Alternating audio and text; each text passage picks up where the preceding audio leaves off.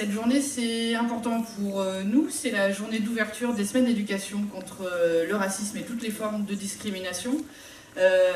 Avant de pouvoir démarrer, avant que les personnes intervenantes puissent se présenter, je propose que Madame Myriam Naël puisse ouvrir cette journée. Voilà.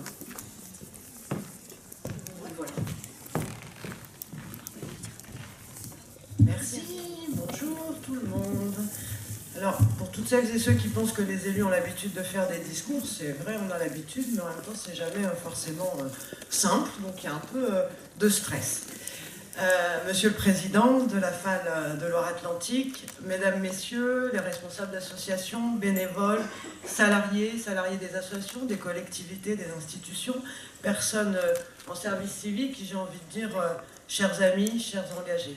Je suis très heureuse d'être parmi vous ce matin pour ouvrir cette formation, cette journée Action-Recherche. Merci. Merci à vous d'organiser ces temps.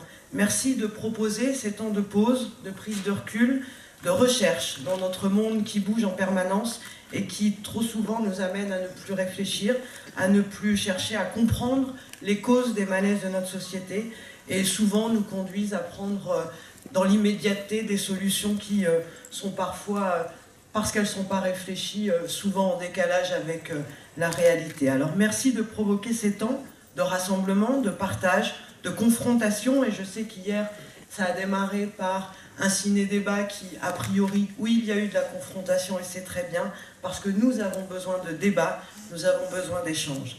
Alors merci à la FAL, évidemment, qui coordonne l'ensemble de l'action autour de la lutte contre les discriminations sur les semaines de la lutte contre les discriminations. Merci à la FAL d'avoir organisé cette journée. Merci de votre action sur notre territoire.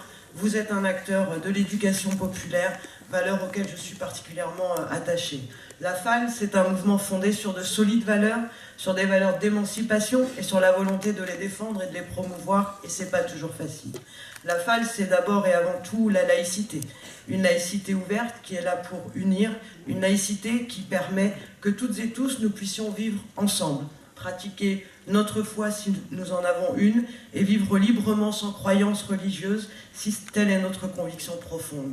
C'est la volonté de faire vivre cette laïcité, de les traduire dans les faits, de lui donner les dimensions démocratiques qu'elle implique. La FAL, c'est évidemment l'éducation, et vous savez que j'y suis attachée et que le maire de Nantes y est attaché. Votre action globale autour des enfants et des jeunes, mais aussi sur la formation tout au long de la vie, c'est finalement le propre de l'éducation populaire, de continuer à apprendre, de se former, d'être curieux.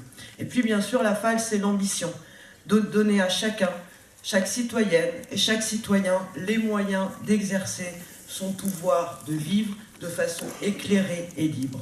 Toutes ces valeurs, nous les partageons. Ils sont inscrits dans notre contrat de territoire métropolitain qui s'appuie sur l'attractivité de notre agglomération et la solidarité entre ces territoires.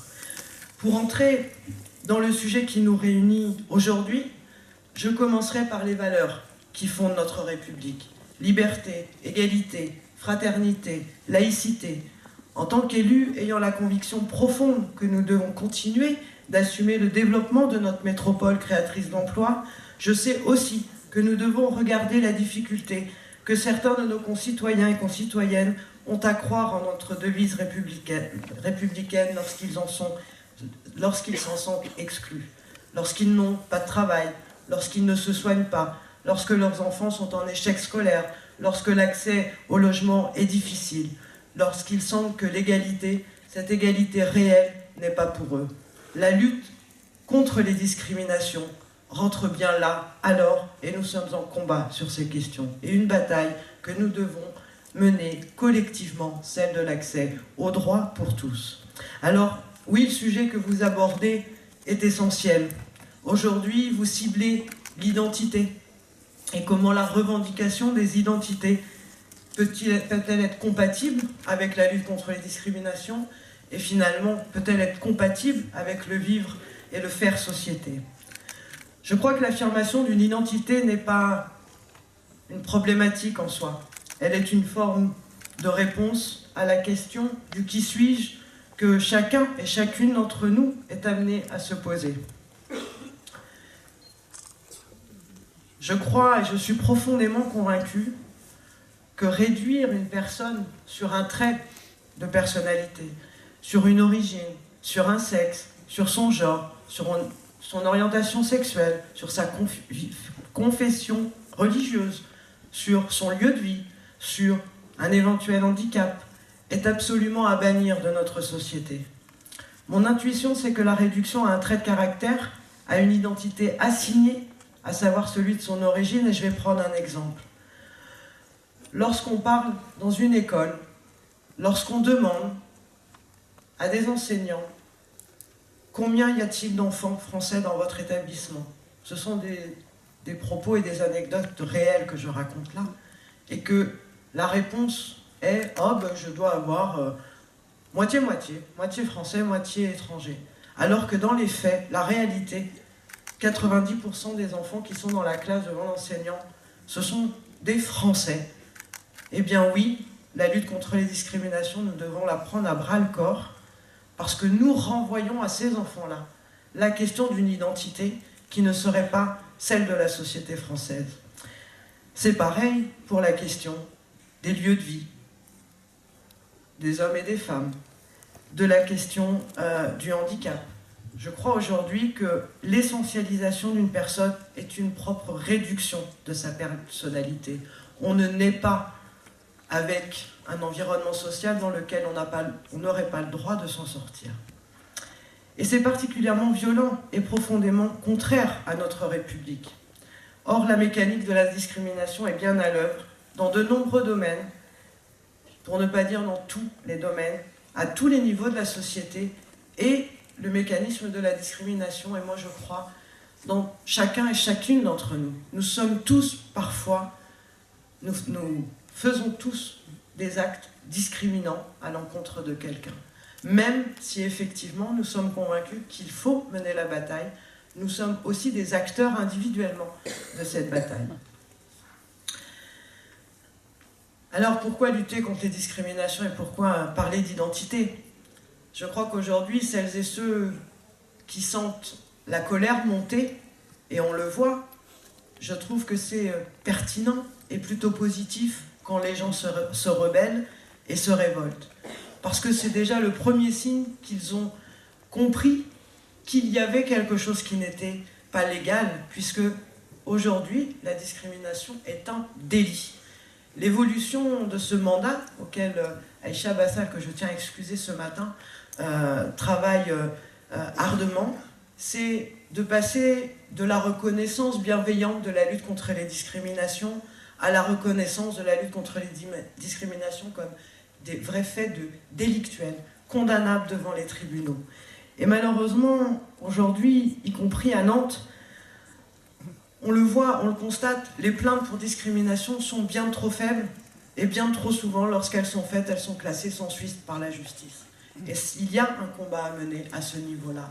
Il n'est pas normal dans notre pays d'être regardé par son origine, par son sexe, par son territoire d'appartenance et de ne pas avoir accès aux mêmes droits que tout le monde. Alors, évidemment, il n'est pas supportable qu'aujourd'hui en France, une partie de la population soit soumise par exemple à des contrôles d'identité répétés, que certains et certaines se sentent en danger dans l'espace public parce qu'elles sont femmes, parce que les personnes sont homosexuelles, ou encore rejetées du monde du travail parce que le patronyme n'est pas celui qu'il faudrait. Toutes ces discriminations, ces actes racistes, homophobes, xénophobes, et nous devons les montrer du doigt, sont intolérables dans notre pays. Et pourtant, elles sont très fréquentes, très fréquentes. Et dans la vie du quotidien, la FAL et les acteurs associatifs, je sais, il y a ici des jeunes en formation BPGEPS, dans les métiers de l'animation. Lorsque l'on veut encadrer un séjour et que l'on veut un équilibre entre garçons et filles pour accompagner ce séjour dans le taux d'encadrement, lorsqu'on recrute et que l'on marque sur une annonce qu'on recherche une jeune femme, est-ce de la discrimination ? Oui, c'est de la discrimination. Et pourtant, moi, en tant qu'animateur, je veux juste qu'il y ait une mixité dans mon équipe d'encadrement. Toutes ces questions, il faut se les poser. Il faut oser se les poser. De la même manière, lorsque, dans le monde de l'éducation sur lequel je travaille quotidiennement, on m'explique qu'on ne va quand même pas mettre des hommes en maternelle. On ne va pas mettre des hommes adzem, ou on ne va pas mettre des hommes dans le secteur de la petite enfance comme puériculteurs. C'est de la discrimination. Et ces pratiques, elles sont à l'œuvre. Elles ne sont pas à l'œuvre uniquement chez les gens qu'on n'aimerait pas. Elles sont à l'œuvre, y compris chez nous, sur notre territoire, dans nos associations, dans notre collectivité. Alors bien sûr, on agit. Évidemment, on n'est pas là que pour se dire des choses, tout va mal. On agit collectivement, et parce que c'est pas suffisant de crier au scandale et dire que c'est pas normal. Notre ambition et l'action que nous menons à Nantes vont dans ce sens, portée évidemment par Johanna Roland, sous l'impulsion d'Aïcha Bassal. Notre objectif, c'est d'agir pour l'égalité réelle. Car les droits, il y en a, mais ils ne sont pas réels pour tout le monde. En matière de discrimination, le constat est effarant. Le nombre d'actes discriminatoires qui ont fait... Voilà, j'ai un discours écrit et du coup je suis perdue. Donc ça je l'ai dit tout à l'heure. Dans les actions concrètes que nous allons pouvoir mettre en place très prochainement pour aider justement les gens à prendre conscience des discriminations sur lesquelles ils ont été l'objet, nous mettrons en place un téléphone pour faciliter l'accès anonyme de ces informations et orienter celles et ceux qui seraient victimes ou témoins d'actes discriminatoires. Nous faisons tout pour effectivement que chaque individu que nous sommes puissions prendre à un moment donné conscience, et nous mettons les outils sur la table pour que nous puissions agir, soit parce qu'on a été victime, soit parce que nous sommes témoins. Et je crois qu'en tant que témoin, parfois, il y a aujourd'hui une vraie responsabilité collective et individuelle d'accompagner les gens dont nous on constate qu'ils sont victimes de discrimination.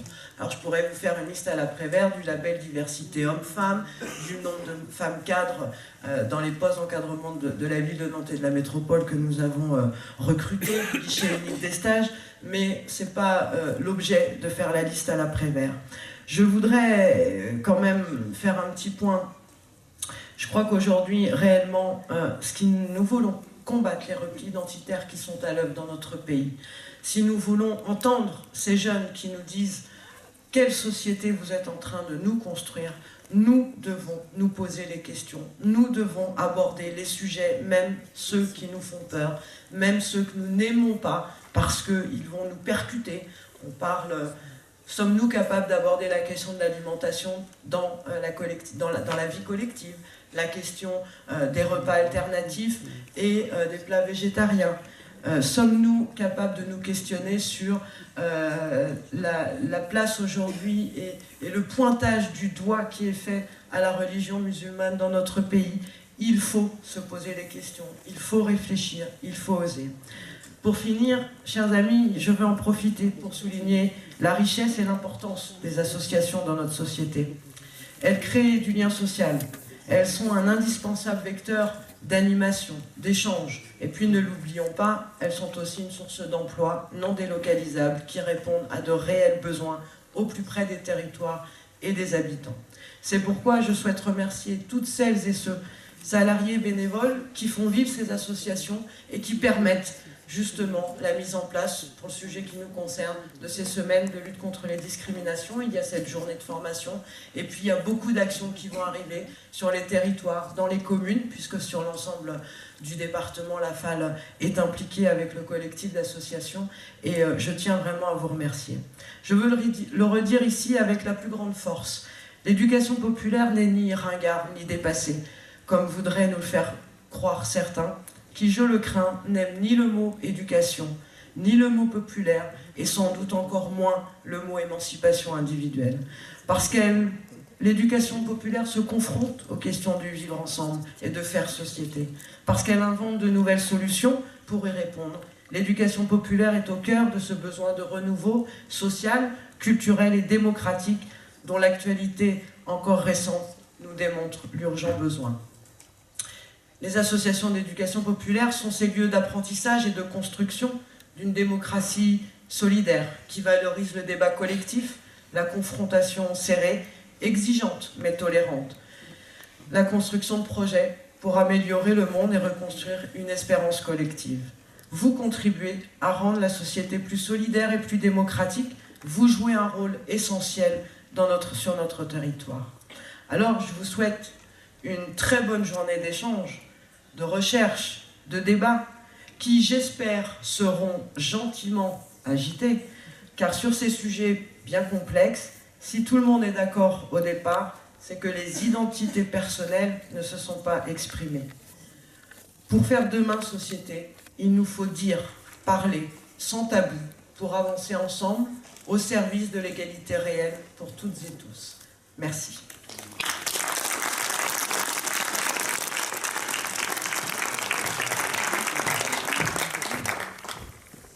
Merci beaucoup Madame Naël pour ce discours très porteur pour le début de ces semaines. Je propose à Maurice Berthiaud, administrateur de la Fédération de la Ligue de l'enseignement FAL 44, de poursuivre ces mots d'ouverture. Merci. Bonjour à toutes et à tous. Il me revient de prononcer le mot d'accueil au nom de la Ligue de l'enseignement 44. Je vais tout d'abord présenter tous nos remerciements à Madame Naël, représentant le maire de Nantes, à Madame Gaillochet, élue à l'égalité et à la lutte contre les discriminations au sein du Conseil départemental de Loire-Atlantique, ainsi que les représentants des services de l'État, en particulier la DRJSCS et l'Éducation nationale, qui a intégré cette journée dans son plan académique de formation des enseignants, enseignantes du premier degré. La Ligue de l'enseignement, fédération d'éducation populaire, coordonne ces semaines d'éducation contre le racisme et toutes les formes de discrimination. Mais ce sont en 2017 plus de 40 associations qui se sont mobilisées pour que sous des formes diverses, que ce soit des débats, du sport, de la culture, des expositions, l'ensemble des habitants et des habitantes de Loire-Atlantique puissent participer à une action contre les discriminations. Je ne m'y attarderai pas, vous avez le programme à disposition. Permettez-moi cependant de remercier toutes ces structures partenaires et en particulier celles qui sont présentes lors de cette journée. J'ai noté l'Association des paralysés de France, le Centre d'information aux droits des femmes et des familles, le Centre LGBT, le MRAP, la Malacase, la Maison des Haubans, Auréa, la Maison des citoyens du monde, Respect, la LDH. J'ai pu en oublier qui veulent bien m'en excuser. Après avoir débattu en 2016 de la thématique sexisme et racisme et du caractère cumulatif des oppressions, il nous a semblé cohérent cette année d'aborder les questions d'identité et leur imbrication avec les politiques de lutte contre les discriminations. Mieux comprendre ce que recouvre ce concept très médiatisé est un enjeu de société.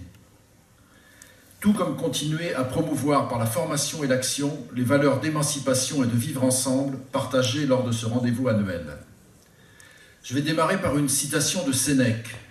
« Il n'y a pas de vent favorable pour celui qui ne sait pas où il va. » C'est pour cela que nous devons nous rappeler régulièrement l'idéal vers lequel nous souhaitons aller. Quel idéal nous souhaitons partager avec toutes celles et tous ceux qui viennent nous rejoindre? Cet idéal, c'est celui de la République, avec un grand R. Ces principes sont intégralement posés dans l'article 1er de la Déclaration des droits humains. Les êtres humains naissent et demeurent libres et égaux en droit. Bien sûr, la réalité n'est pas à la hauteur de cet idéal. Bien sûr, l'égalité est de plus en plus mise à mal dans notre société libérale. Bien sûr, la liberté est parfois attaquée. Mais pour autant, cet idéal doit nous guider et doit nous donner le sens de l'action. Il n'y a pas de vent favorable pour celui qui ne sait pas où il va. Voilà vers quoi nous voulons aller. Cette société utopique où tous les êtres humains naissent et demeurent libres et égaux en droit. La liberté, ce principe de notre République idéale, la liberté, c'est celle qui donne à chacun et chacune la capacité de choisir son devenir et son présent. C'est parce que nous refusons que chaque individu soit renvoyé à une identité dont il ne pourrait s'échapper. C'est parce que nous croyons aux qualités de l'émancipation et à la liberté de chacun chacune de faire ses propres choix que nous sommes attachés à ce qu'elle soit un vecteur du mieux vivre ensemble plutôt qu'un prétexte à la ségrégation. L'égalité, c'est celle qui permet de traiter chacun chacune sur un même pied, celle qui doit nous conduire à lutter contre toutes les formes de discrimination, quel que soit le support de celle-ci, la couleur de la peau, la manière de vivre, la manière de s'habiller, le langage. Il n'est jamais tolérable qu'un groupe dominant tente d'imposer ses propres règles pour que soit préservé un entre-soi ou pour empêcher l'accès à des emplois. Mais ces deux concepts ne pourraient fonctionner sans l'adjonction du troisième terme de notre triptyque républicain, la fraternité. L'identité n'est jamais scandaleuse, à condition d'être éclairés par la fraternité. Seule une démarche laïque, respectueuse des singularités et du débat, peut nous permettre de construire un avenir commun. La poétesse noire américaine Pat Parker, qui nous a quittés en 89, a écrit « Oublie que je suis noir, ne l'oublie jamais ». Dans son identité assumée multiple, à la fois lesbienne, féministe et noire, elle exprime deux revendications pouvant être perçues comme opposées, la lutte pour l'égalité et le combat pour la reconnaissance des différences. L'actualité nous renvoie à ce même paradoxe, l'accroissement des inégalités et des discours identitaires, le refus d'être assigné à une identité exclusive, réductrice et non choisie, les mobilisations collectives pour faire valoir les droits des minorités, mais l'indivisibilité de la République. Que pouvons-nous apprendre de tous ces combats et de ces revendications? Parler d'identité a-t-il un sens dans la lutte contre les discriminations? La République et ses principes interdisent-ils la reconnaissance des différences? Voilà les pistes de réflexion auxquelles nous souhaitons vous convier tout au long de cette journée, en commençant ce matin par la table ronde en compagnie de deux universitaires qui nous font le plaisir de leur présence, M. Éric Fassin et M. Stéphane Michonneau.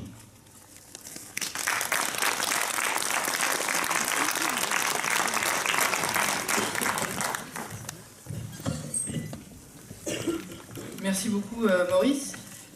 Messieurs Fassin et Michonneau, si vous voulez bien me rejoindre, je me sentirai un petit peu moins seule. Merci. Alors, avant de démarrer cette table ronde et avant que messieurs Fassin et Michonneau se présentent, je tenais à remercier les associations qui permettent que cette journée puisse avoir lieu et celles qui ont accepté effectivement d'animer les ateliers de cet après-midi. L'association Rencontre de Châteaubriand, Babel 44, la LDH 44 également, et les Pieds dans le Paf. Voilà, sans vous, cette journée ne pourrait pas être sécalée, donc je tiens à vous remercier pour votre implication. Autre précision aussi pour ce matin, nous sommes à peu près 200. C'est assez audacieux que de vous proposer un débat, mais on tient tout de même à le faire. Pour cela, et en personne structurée qui se respecte, nous vous proposons un plan en 3 parties. Du coup, ce qu'on vous propose, c'est que la matinée soit tout de même ouverte et que vous puissiez intervenir quand vous le souhaitez, que ce soit à l'oral ou par écrit. Par contre, nous savons par avance que nous allons créer des frustrations, certainement qu'on ne va pas répondre à toutes vos interrogations. Déjà, dans les 200 personnes qui sont ici, on n'a pas toutes et tous le même parcours, on ne part pas toutes et tous avec les mêmes idées, mais c'est ça aussi qui est intéressant. Et du coup, il va y avoir cet effort-là de comment, à 200, on arrive à traiter d'une question qui est la revendication des identités est-elle compatible avec la lutte contre les discriminations? On a déjà un peu mal à la tête juste en lisant le sujet.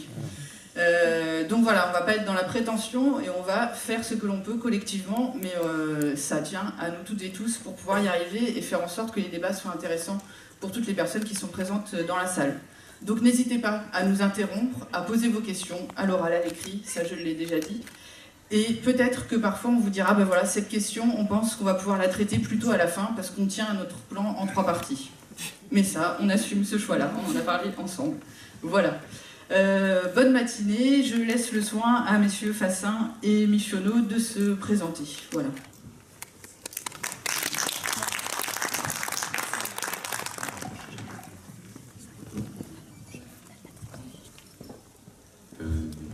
Bonjour à tous, je suis très content d'être ici. Voilà, donc je suis Stéphane Michonneau et quoi dire voilà, donc ça c'est bien clair, maintenant j'ai une petite affichette.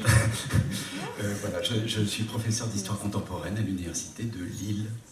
Voilà, vous voulez savoir d'autres choses?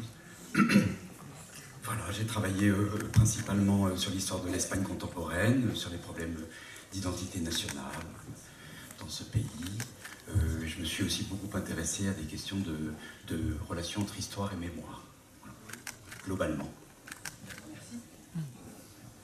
Je m'appelle Éric Fassin, je suis prof à Paris 8, Vincennes, Saint-Denis, à la fois dans le département de sciences politiques et dans le département d'études de genre.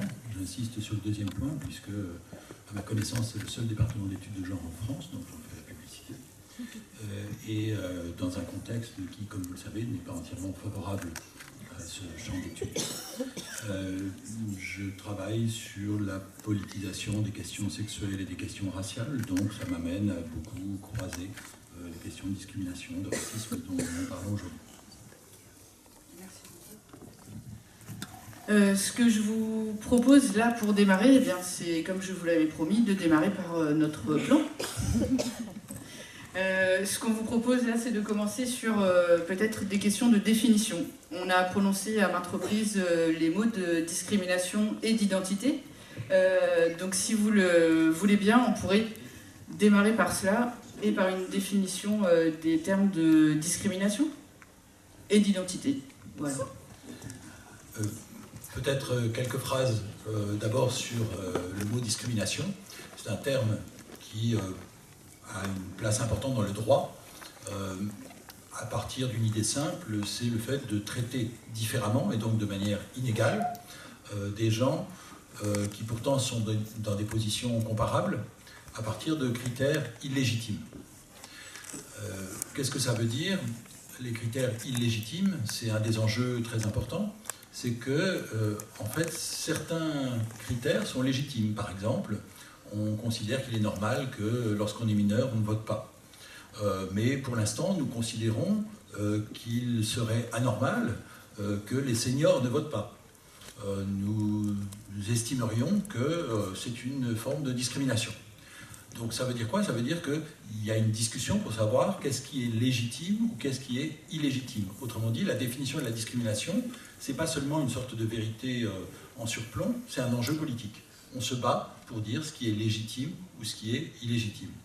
J'ajouterai un élément, c'est que quand on regarde la liste des critères, si on se fonde pas seulement sur le droit, mais si on essaie de penser sociologiquement, on se dit que la plupart de ces critères, pas tous, par exemple la discrimination syndicale c'est autre chose, mais la plupart de ces critères, ils ont à voir avec le corps. Qu'il s'agisse de l'âge, qu'il s'agisse du handicap, qu'il s'agisse du sexe, qu'il s'agisse de la race, etc. La plupart des critères ont à voir avec le corps. Pourquoi? Parce que l'enjeu, c'est la naturalisation des inégalités. Évidemment, pour que des inégalités apparaissent naturelles, ça tombe bien si elles sont ancrées dans le corps. Lorsqu'on parle d'inégalité économique, c'est-à-dire le fait que tout le monde ne gagne pas la même chose, on sait bien que c'est social. On sait bien que, par exemple, il peut y avoir des batailles pour augmenter ou baisser les salaires, etc. Mais on finit par trouver naturel que les femmes et les hommes ne fassent pas la même chose. Ou bien que, je sais pas, que les agents de sécurité très souvent soient noirs. Ou que les femmes de ménage très souvent soient des femmes, etc. Donc on finit par trouver naturel le monde, alors qu'évidemment, c'est le résultat d'une politique. Donc voilà à quoi ça sert le mot discrimination. Ça sert à dénaturaliser tout le travail de naturalisation des inégalités qui a lieu dans nos sociétés. Merci beaucoup pour ces précisions. Je pense que déjà pour tout le monde c'est beaucoup plus clair. Monsieur Michonneau, vous souhaitez ajouter? Alors moi ça sera beaucoup moins clair. Parce que ce terme d'identité est bien compliqué. Comment pourrions-nous le définir? Ce qui fait, ce à quoi une personne, ce dans quoi une personne se reconnaît? Je ne sais pas comment le définir autrement. Alors pourquoi je suis gêné? Parce que effectivement ce mot d'identité est beaucoup utilisé dans le langage politique, mais en sciences humaines et sociales il n'est pas utilisé. Je dirais il n'est plus utilisé. Il a été utilisé dans les années 80, mais aujourd'hui il a été abandonné parce que d'un point de vue des sciences humaines et sociales, on s'aperçoit que c'est un outil qui ne permet pas de bien appréhender les problèmes sociaux que l'on veut décrire et expliquer. Alors pourquoi? Parce qu'évidemment, ce terme d'identité, le plus souvent, est naturalisé, c'est-à-dire qu'il est fixé et il conduit en général à définir les gens de manière essentialiste par un certain nombre de caractéristiques, comme si nous étions finalement une liste de courses. Nous serions bretons, catholiques, blancs, hétérosexuels, je ne sais pas, etc.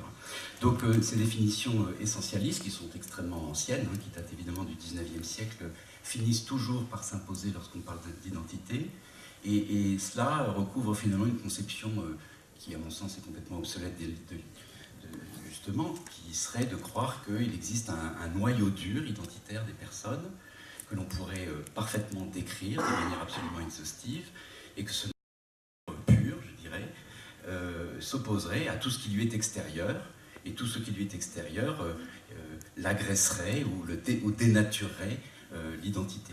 Alors précisément dans les sciences humaines et sociales, on a voulu briser et rompre avec ce terme qui posait tant de problèmes, et je crois qu'aujourd'hui on utilise un autre instrument, et un autre angle de vue. C'est pas l'identité, c'est plutôt l'identification, c'est-à-dire essayer d'analyser les processus par lesquels une personne se reconnaît dans quoi? Dans une religion, dans une nation, dans un groupe social, dans une orientation sexuelle, bon, peu importe. Et d'étudier justement, comme le disait Éric à l'instant, comment ce processus tente à se naturaliser et à instituer des inégalités de fait. Alors, le terme d'identification, je crois qu'il a deux avantages. Le premier avantage, c'est que ce terme est profondément dynamique. C'est quelque chose qui est... Ce phénomène et ce processus est dynamique. Et il y a un processus d'identification qui est en constante redéfinition. On est constamment en train de redéfinir et de nous identifier à les choses. Et il faut étudier les choses donc dans le temps, il me semble. Bon, moi, je suis historien, alors je prêche pour ma chapelle. Et puis, le second avantage de ce terme, c'est qu'il n'est pas exclusif. C'est-à-dire que les identités sont évidemment plurielles. C'est comme si nous disposions en quelque sorte tous d'une espèce de boîte à outils dont on a pu en partie hériter, mais qu'on a pu aussi choisir. Dans cette boîte à outils, il y aura des religions, des langues, toutes sortes de traits culturels différents, et puis on les mobilise en fonction des situations, des gens à qui on parle, de l'endroit où on se trouve. On se trouve aux États-Unis, on peut se sentir européen. On se trouve en Allemagne, on se sentira français. On est à Nantes, on se sentira, je sais pas quoi, breton. Je sais pas quoi. Pourquoi pas. Aussi se sentir autre chose quand on est... Oui, là, je retire ma phrase. Donc voilà, c'est une boîte à outils, c'est pluriel. L'individu est à la croisée d'innombrables formes d'identification possibles, et il ne cesse de les mobiliser en fonction des circonstances. Donc c'est un phénomène pluriel et dynamique. Et cela, justement, le terme d'identité n'en rend pas compte. Donc moi, je préfère parler d'identification, même si, il faut bien le dire, dans les années 80, ce terme d'identité a beaucoup influencé. Il y a eu énormément de travaux à cette époque-là autour du problème de l'identité nationale. En histoire, Pierre Nora, par exemple, beaucoup posé cette question sous l'angle de la mémoire et de la tradition, mais je crois que c'est devenu obsolète. Donc il y a une forme de décalage entre l'usage que les scientifiques peuvent faire et puis l'usage politique et social du terme. Il faudra résoudre ça. D'accord. Merci. Monsieur Fassin, vous souhaitiez apporter des précisions aussi? Enfin, peut-être un mot pour faire le lien entre ce que nous avons dit l'un et l'autre autour du mot politique. J'ai insisté sur le fait que la discrimination, c'était une opération politique et que la lutte contre les discriminations aussi, puisque c'était d'un côté une naturalisation et de l'autre une dénaturalisation. Je crois que pour les identités, il en va de même, c'est-à-dire que en fait, les identités sont politiques. C'est-à-dire que des gens vont mobiliser des identités, soit à titre individuel, soit à titre collectif. Et c'est bien la raison pour laquelle les sciences sociales sont prudentes, parce qu'en fait, elles ne sont pas là pour dire la vérité des choses politiques.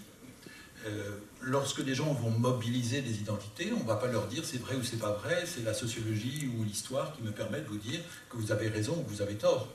En fait, il n'y a pas de vérité des identités. Ça ne veut pas dire qu'elles n'existent pas. Elles existent, mais comme des identités politiques. Et donc, à ce titre, effectivement, ce que nous pouvons faire, c'est voir comment elles sont mobilisées. C'est-à-dire, si nous sommes historiens, sociologues, anthropologues, etc., nous voyons comment des gens vont mobiliser ces identités. Nous ne pouvons pas donner des labels de vérité pour dire qui a raison, qui a tort. Est-ce que la Bretagne existe? Est-ce que la France existe? Est-ce que l'islam existe? Est-ce que, etc., comme identité? Ce n'est pas le travail des sciences sociales. En revanche, on peut repérer le fait qu'il y a des gens qui vont mobiliser ces identités. Merci. Je rappelle que vous pouvez poser des questions. Le terme d'identité n'est pas forcément évident à s'approprier. Enfin, là, je pense qu'on avance quand même pas mal dessus. Nous, la question qu'on s'est posée aussi en pensant à cette journée, c'est, vous l'avez déjà dit, que dans le débat, par contre, ce mot-là, ces termes-là d'identité, ils sont extrêmement présents. Est-ce que vous auriez des explications à cela? Monsieur Michonneau, vous parliez du fait que les sciences humaines et sociales s'étaient détachées de ces termes-là. À votre avis, pourquoi? Et pourquoi est-ce que dans la société, par contre, on s'en sert énormément? C'est compliqué cette question. Effectivement, la question s'est beaucoup posée dans les années 80, un moment très particulier où la France changeait vraiment de manière très forte. Pierre Nora a bien analysé ce moment de crise des années 70-80, où la France cessait d'être un pays rural. On entrait véritablement dans une économie industrielle, voire post-industrielle, avec une population très massivement urbaine, avec des phénomènes d'immigration. Donc là, il y a eu un moment de rupture où les gens ont commencé à poser le problème de l'identité, et également les historiens, les sciences sociales, en essayant de comprendre la raison pour laquelle cette rupture impliquait chez les gens un sentiment de perte et une nécessité de se redéfinir par rapport à des traditions et à des héritages. D'ailleurs, son propos sur les lieux de mémoire, c'était bien ça, c'est faire un tableau presque exhaustif des lieux où l'on fabriquait l'identité française. Alors là, je crois qu'il y a vraiment un moment clé, qui est celui des années 80, où, pour toutes sortes de raisons sociales et politiques, le futur ne dit plus rien. Et comme le futur ne dit plus rien, les utopies sont un peu mortes. À ce moment-là, les gens se retournent vers le passé pour essayer de construire du sens. Voilà. Donc ça correspond. Et on est encore, évidemment, dans cela. Alors, je vais, évidemment, comme toujours, je ne vais pas répondre à votre question parce que je suis sûr que Eric le fera beaucoup mieux que moi. Oui, on a beaucoup utilisé les identités traditionnellement, donc c'est pas si étonnant qu'on en parle encore. On les a beaucoup utilisées, on en a beaucoup abusé en vérité. Si l'on remonte au XIXe siècle, eh bien, il y a eu une volonté très ferme et très affirmée, très claire, de nationaliser les Français, de faire qu'un Strasbourgeois, un Nantais, un Marseillais, un Lillois se sentent quelque chose en commun. Alors que sur un plan culturel, linguistique, culinaire, tout ce que vous voudrez, peu de choses en vérité les rapprocher. Et là, le rôle de l'État a été absolument central. Et l'État disposait, et dispose encore, de beaucoup de moyens pour nationaliser les populations qui sont sous son autorité. Alors ces moyens sont divers, l'armée, le service militaire, c'est un bon moyen d'intégrer les gens, les politiques linguistiques, naturellement, qui ont imposé une langue sur d'autres, l'administration et l'école. Évidemment, l'école est un grand instrument de nationalisation, ce qui se conjugue, toujours se conjugue la formation du citoyen et la formation du français.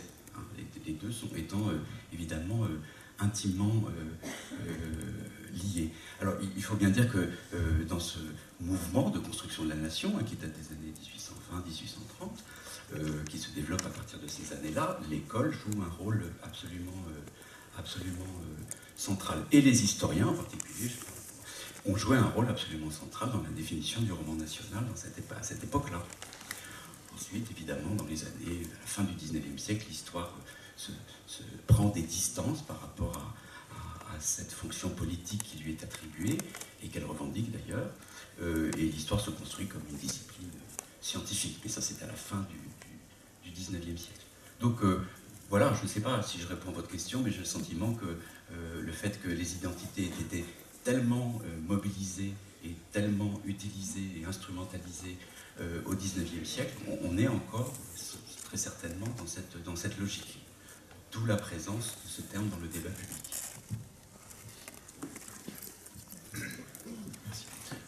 Peut-être en partant de cette chronologie plus récente, depuis les années 80, qui vient d'être proposée par Stéphane Michonneau, je dirais qu'il s'est passé quelque chose en France, on va dire autour de 1980, qui est l'effondrement de la référence au marxisme. C'est-à-dire le moment où, dans les notes de bas de page, on ne voit plus Marx ou Althusser, mais on voit Tocqueville. pour dire vite. Ça joue un rôle important, c'est-à-dire qu'en apparence, c'est la substitution d'un discours de classe à un discours républicain, ce qui va se jouer dans les années 1980. En même temps, Stéphane vient de le rappeler, c'est une république ou une nation qui va être pensée aussi sur le mode du récit, c'est-à-dire aussi sur le mode de l'identité avec, par exemple, les lieux de mémoire. Autrement dit, ça n'est pas tant que ça l'individu abstrait face à l'État, c'est quand même médiatisé par tout un récit, par tout un roman, par toute une identité. Donc ça, c'est les années 80. Mais qu'est-ce qui se passe à la fin des années 80? C'est que d'un seul coup, on commence à se rendre compte qu'il n'y a pas seulement le récit national. C'est-à-dire que le récit national, il se fonde aussi sur des exclusions. Si vous regardez les lieux de mémoire, par exemple, il a fallu le livre de Gérard Noiriel, Le Creuset français, pour qu'on pense à avoir un chapitre sur l'immigration. Sur la colonisation, vous trouvez un chapitre sur l'exposition coloniale. Sur l'esclavage, rien. Là, je crois que ça dit quelque chose sur le fait que cette représentation de l'identité était une représentation qui disait un nous, mais forcément, dès qu'on dit un nous, on est en train de laisser en dehors des eux. Donc on produit simultanément du nous et du eux.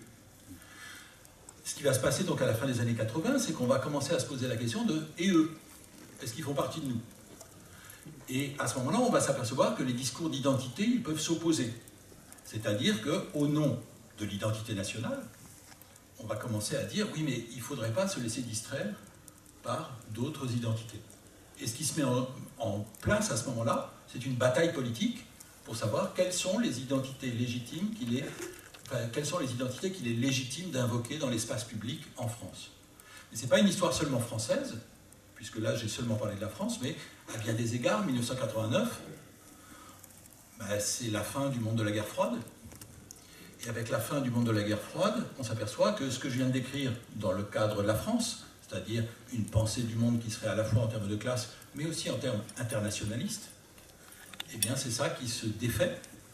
Et c'est à ce moment-là que la question des identités devient un enjeu à toutes les échelles, c'est-à-dire aussi bien aux échelles individuelles qu'aux échelles collectives, mais aux échelles locales qu'aux échelles nationales et internationales. Bref, c'est la dislocation d'autres modes de penser de la société qui fait que la question des identités devient omniprésente, me semble-t-il.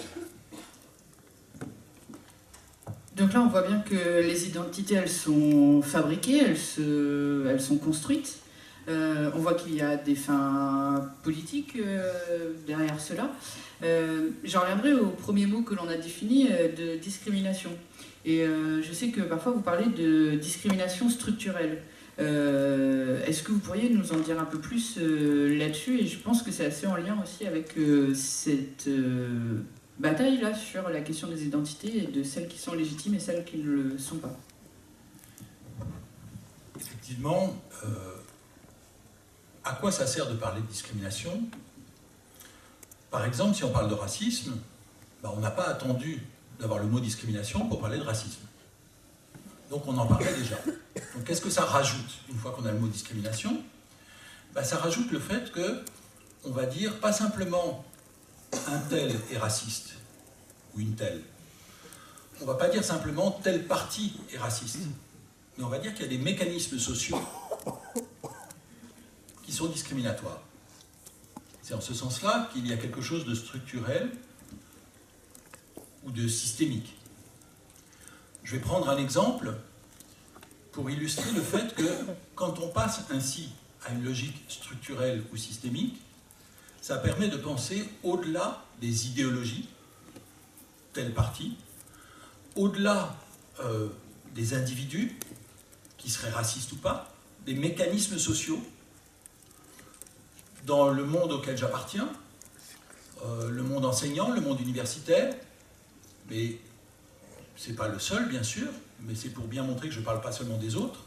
Dans le monde universitaire, en gros, nous sommes tous antiracistes. Et en gros, nous sommes tous blancs. Ce n'est pas le seul monde qui soit comme ça.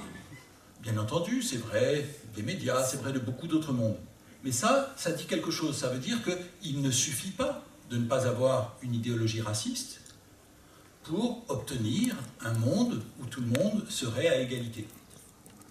Donc, parler de discrimination systémique, c'est décaler un peu les choses.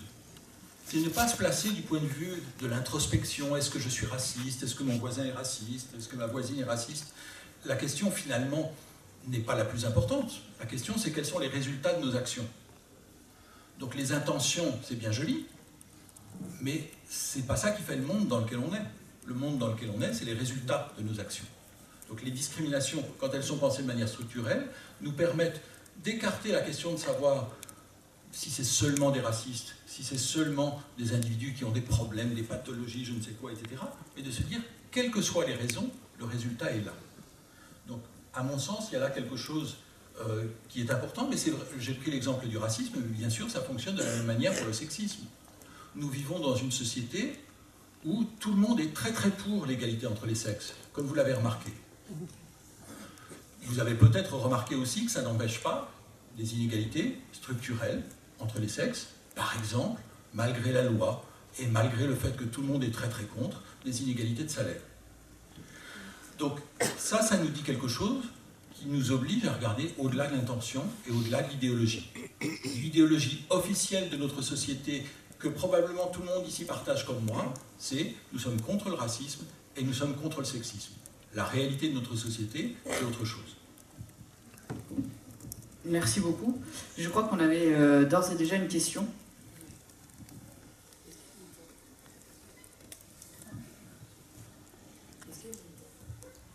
Est-ce que vous ne pensez pas que les conflits de génération jouent énormément aussi sur les discriminations qui peuvent y avoir entre les identifications des personnes et les discussions politiques qu'il peut y avoir également dans notre société actuelle?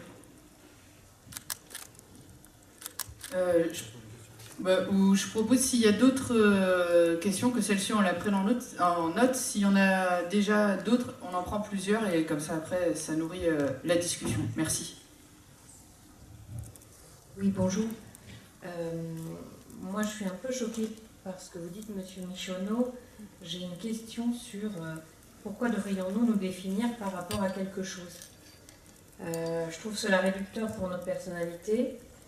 Et du coup, je me posais la question suivante, pourquoi ne peut-on pas exister en tant que tel, ne pas être tout simplement, et cela rejoint ce que vous disiez, Monsieur Fassin, à savoir, de ce fait, je trouve que depuis 15 ans, là, on oppose les gens au lieu de les rassembler.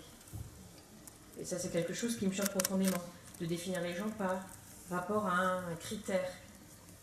Avant de rencontrer les gens, on discutait simplement. Aujourd'hui, il faudrait qu'on se définisse. Je pense que le fait d'aller vers l'autre et de vouloir le connaître suffit tout simplement à être accueillant et à recevoir en retour sa parole. En le classifiant en d'entrée de jeu, pour moi, c'est nous qui le définissons. Alors que si on prend la peine de le connaître, on aura une meilleure définition de lui-même puisque c'est lui qui va nous la donner. Voilà, je vous remercie. Merci. Encore une question peut-être? Fernando?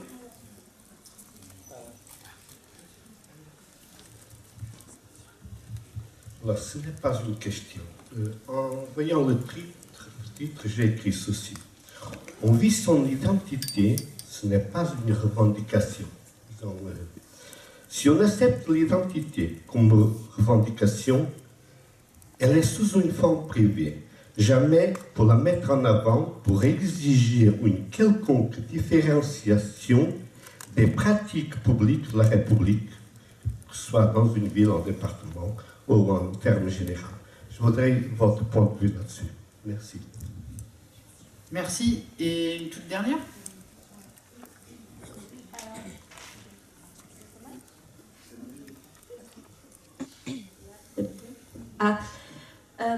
Alors moi, ma question est la suivante. Du coup, moi j'ai l'impression dans ce que vous dites, c'est qu'en fait, au final, on arrive à supprimer complètement l'identité personnelle pour s'identifier à une identité un peu générale et s'appuyer sur l'autre pour se construire nous-mêmes.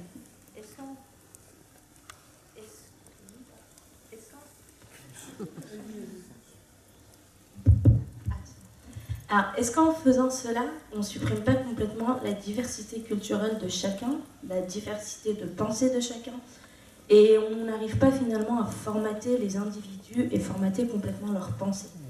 Donc, j'aimerais bien savoir si le fait de s'appuyer sur l'autre pour se construire sa propre identité ne résume pas à supprimer l'identité complètement personnelle de chacun. Je crois qu'il y en avait une dernière là-bas et après je propose que l'on puisse répondre.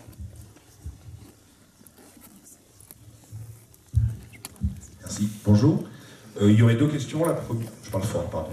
Il y aurait deux questions. La première, c'est est-ce qu'on ne peut pas s'interroger sur le fait qu'il y ait ici une assemblée sur les discriminations et que le public soit principalement un public blanc, où il y a un manque cruel de personnes racisées ou de personnes non blanches ici qui viendraient participer à cette discussion. Je pense que ça peut être aussi quelque chose qui peut nous apprendre sur la différenciation structurelle. Et la deuxième question, c'est est-ce que finalement aujourd'hui on n'est pas, notamment à l'échelle de la ville, dans une reconstruction de l'identité, notamment sur une identité qui serait reconstruite à travers une importation de l'héritage colonial et qui s'attacherait également à des territoires sur la ville, par exemple les quartiers périphériques, sur lesquels les personnes sont marquées d'un stigmate, sur lesquels on peut intervenir sur les corps à les frapper, et également, par exemple, dans les bidonvilles ou bien aux frontières, où on n'est plus dans une identité qui serait autour de l'identité nationale, mais plutôt sur l'espace vécu et l'espace sur lequel on est contraint. Merci. Qui souhaite répondre en premier, peut-être à quelle question?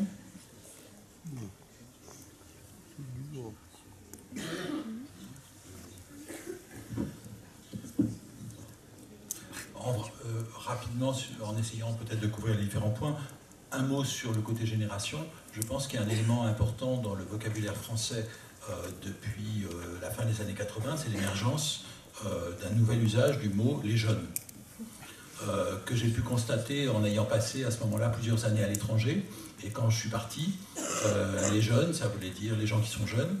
Et quand je suis revenu, les jeunes, ça voulait dire les jeunes des quartiers. Et d'ailleurs, le mot quartier avait aussi changé de sens au même moment. C'est-à-dire qu'avant, les quartiers, c'était tous les quartiers, et puis d'un seul coup, c'était les quartiers des jeunes. Etc. Il y a eu aussi le mot cité, il y a eu tout un vocabulaire qui a changé, qui est toujours au pluriel. C'est les jeunes, les quartiers, les cités, etc. Et ça veut dire les problèmes. Et donc, la question générationnelle, je pense, elle se joue autour de ça. C'est-à-dire autour de l'idée que la jeunesse est un problème. Ou plutôt leur jeunesse. Et c'est reflété aussi, bien sûr, si on regarde dans le vote, le fait que les jeunes votent moins, les vieux votent plus, les vieux ne votent pas comme les jeunes quand ils votent, etc. etc. Donc je pense que l'enjeu générationnel est très important autour de ces questions. Plusieurs des questions portaient, me semble-t-il, sur, ou signifiaient une méfiance par rapport à la question de l'identité, une réticence, l'impression que l'identité défait le lien social. La question, c'est qu'en fait, ce n'est pas exactement des choix individuels. C'est-à-dire que le fait que des gens soient amenés à mobiliser des identités, ça peut être dans un contexte où justement, eh bien, il y a des gens comme les jeunes, entre guillemets, dont on ne reconnaît pas véritablement l'existence. Il y a de ce point de vue une référence que pour ma part j'utilise souvent, qui est l'historienne féministe états-unienne Joan Scott, qui a écrit un ouvrage qui s'appelle en français « La citoyenne paradoxale », et qui parle de paradoxe, c'est-à-dire, ce que je résume pour ma part, la formule n'est pas exactement d'elle, mais c'est à peu près ça, c'est prendre la parole en tant que femme, pour ne pas être traitée en tant que femme. C'est ça le paradoxe féministe. Mais c'est le paradoxe minoritaire de manière plus générale. C'est-à-dire qu'on va dire, vraiment, ces gens qui prennent la parole en tant que noirs ou en tant que musulmans et qui demandent à ce qu'on les traite pas en tant que musulmans et pas en tant que noirs, ils sont contradictoires. Ben non, ils ne sont pas contradictoires, ils sont pris dans un paradoxe qui est le fait de se faire entendre dans un espace où, en fait, on n'arrive pas à se faire entendre. Donc le paradoxe minoritaire, c'est prendre la parole en tant que, pour ne pas être traité en tant que. Et donc de l'extérieur, bien sûr, on peut se dire contradiction, mais en réalité, ça dit une contrainte surtout. Une contrainte, c'est-à-dire comment arriver à se faire entendre dans un monde où on ne peut pas se faire entendre. Donc il se trouve qu'aujourd'hui, lorsqu'on entend dénigrer les identités, c'est très souvent les identités des autres. Parce qu'en quelque sorte, on sous-entend « moi, j'ai pas besoin d'identité ». C'est pas faux. Moi, j'ai pas besoin d'identité. Mais j'en ai pas besoin. Ça veut dire que j'ai le privilège de ne pas éprouver le besoin de me définir comme blanc, par exemple. C'est un privilège. C'est précisément un privilège qui est lié à la position de blanc. Et donc, je crois qu'il est important de penser au fait que mobiliser une identité ou pas n'est pas simplement un effet psychologique ou etc. C'est pris dans une logique politique. Et donc, si nous n'aimons pas vivre dans un monde où les gens mobilisent des identités, demandons-nous pourquoi les gens mobilisent des identités.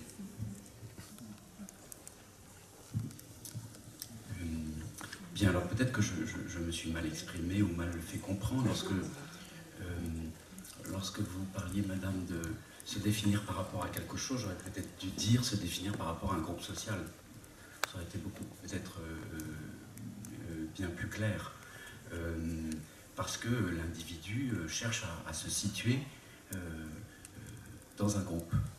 Ce groupe, il peut être tout petit, il peut être infiniment extensible, ça peut être la nation, et ça peut être aussi le genre humain. Pourquoi pas? C'est un groupe comme un autre. Bon. Donc, d'une certaine manière, je ne sais pas si je réponds à votre question, mais là, pour le coup, un petit peu comme Eric, je ne crois pas qu'un individu puisse ne pas se définir par rapport à un groupe social. Enfin, je pense que c'est une constante, et nous avons la charge d'essayer de comprendre comment se manifeste et s'exprime cette nécessité. Et celui qui dit ne pas avoir besoin de se définir par rapport à son identité, moi j'y crois pas. Et puis en fait, dans le fonctionnement, on apercevra quand même que, je sais pas, c'est un universitaire, quand même, c'est un prof, évidemment qui se définit toujours par rapport à des groupes sociaux dans lesquels il s'inscrit professionnellement, familialement, la famille par exemple, évidemment, c'est un groupe social. Moi, je suis d'accord avec vous, madame, quand vous dites le rapport à l'autre doit être un rapport comme vous le décrivez, mais maintenant, je le souhaite comme vous. Mais en tant que chercheur en sciences sociales, je ne suis pas là pour dire ce qui est souhaitable. Je suis là simplement pour essayer de décrire ce qui est, vous comprenez. Mais moi, en tant qu'individu, évidemment, j'adhère à ce que vous avez dit. Ensuite, pour répondre à cette jeune fille, plus haut, je ne crois pas que l'on ait dit que pour construire son identité, on s'appuyait sur l'autre et que finalement il y avait une forme de dissolution. Je ne crois pas cela. Moi, ce que j'ai essayé, enfin, je ne sais pas si la métaphore est bonne, mais je pense qu'effectivement nous disposons, de par notre passé, d'une foule de formes d'identification possibles à une foule de groupes sociaux extraordinairement divers. Et constamment, nous allons en mobiliser une autre, en mobiliser plusieurs à la fois d'ailleurs, selon les circonstances, selon les moments de notre vie, selon toutes sortes de circonstances qu'il nous faut, nous, en sciences sociales, comprendre. Je voudrais dire que, la boîte à outils, c'est la vôtre, et les formes de mobilisation, ce sont les vôtres, et la combinaison qui va résulter de ces mobilisations, elle est unique.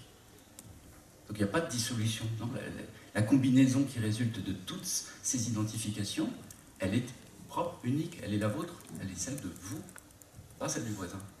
Donc moi je ne crois pas qu'on aboutisse à une dissolution. C'est pas qu'on est en train de se définir par rapport à l'autre. Non, on se définit véritablement soi, en mobilisant une pluralité d'outils. Nous sommes des hommes pluriels. C'est ça que j'ai essayé de dire. Voilà, enfin, je ne sais pas, j'ai pas répondu à toutes les questions. Merci, vous souhaitiez ajouter quelque chose, non? Là, on sent bien que, en fait, les identités, on a envie ou besoin de les mobiliser pour que les individus puissent se construire. Par contre, on sent souvent que les identités, quand elles sont revendiquées, elles posent problème. On voit ça de façon plutôt négative. Alors qu'on parle de groupes minoritaires, par exemple, comme vous le disiez, sur la question qu'il faut que les femmes et les hommes soient égaux dans la société, mais ce n'est pas le cas. Et par contre, on va plutôt ostraciser les personnes féministes. C'est-à-dire que les personnes minoritaires qui, elles, revendiquent une identité, on va plutôt les maltraiter, on va dire. Et donc, mais peut-être que je me trompe, mais c'est là que j'ai l'impression que l'identité vient déranger. Est-ce qu'on pourrait expliquer pourquoi, et est-ce que c'est le cas partout, que les identités revendiquées par les minorités posent ces problèmes-là?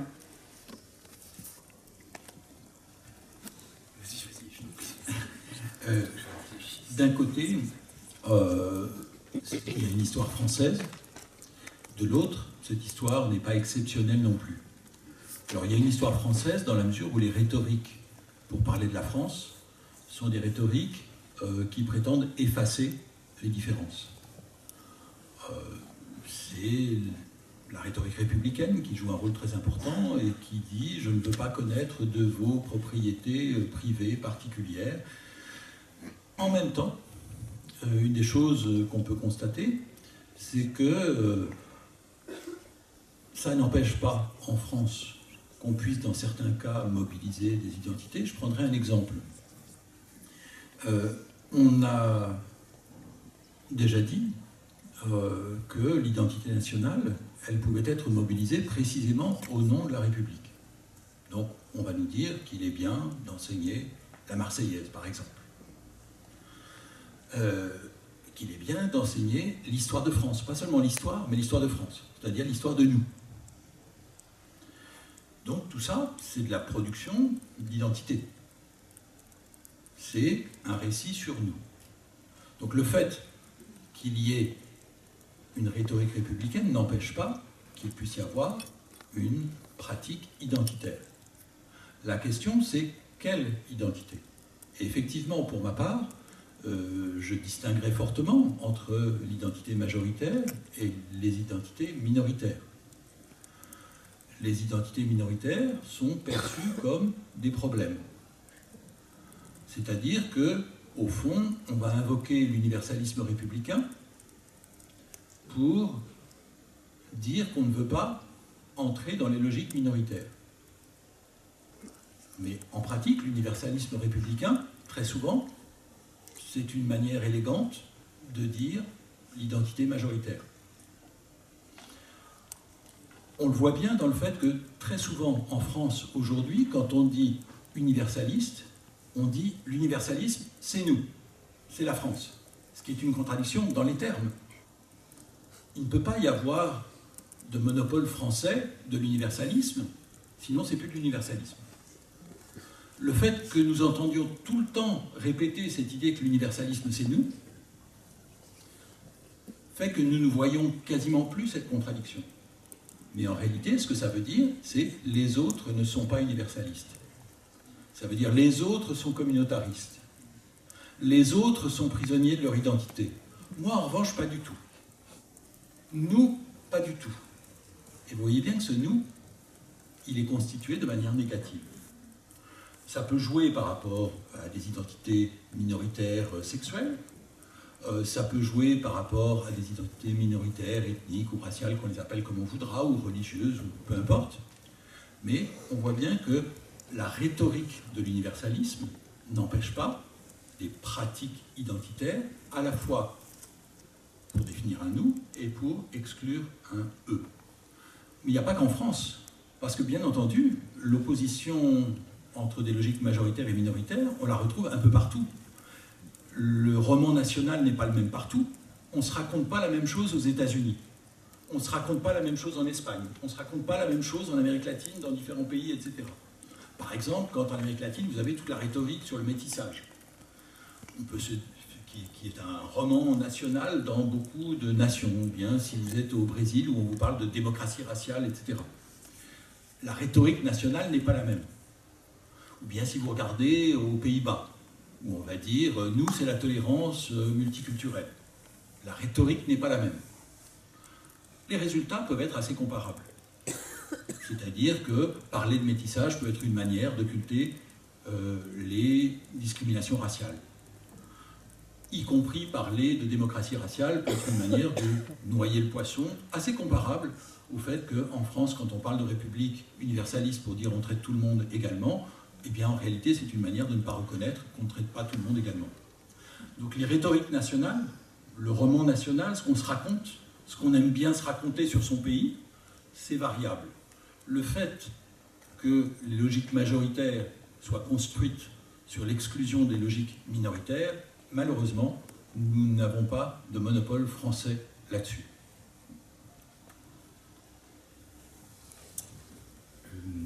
Bien. Peut-être trois choses.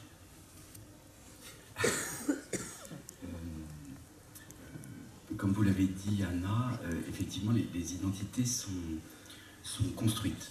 Elles sont socialement et historiquement déterminées. Donc ça, c'est une certitude. Simplement, ces identités collectives, elles se construisent au moins en deux temps, au moins à deux niveaux. Et elles résultent toujours d'un processus de négociation, c'est pas une imposition qui est faite à l'individu.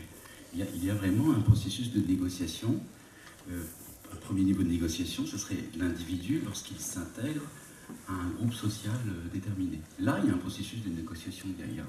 Je me souviens par exemple d'un travail très très joli d'une sociologue qui a étudié la manière dont un militant communiste s'intègre au parti.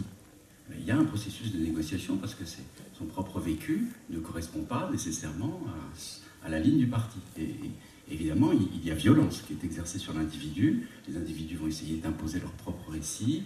Le parti, il y a négociation. Et ça peut évoluer dans un sens et dans l'autre. Et puis à un deuxième niveau, ces groupes, lorsque leurs identités sont constituées, assises, deviennent des revendications. Et là, la négociation se fait à une échelle plus haute, où le groupe va essayer d'instaurer un dialogue avec l'État pour être reconnu. Et là encore, rentre une forme de négociation et de lutte.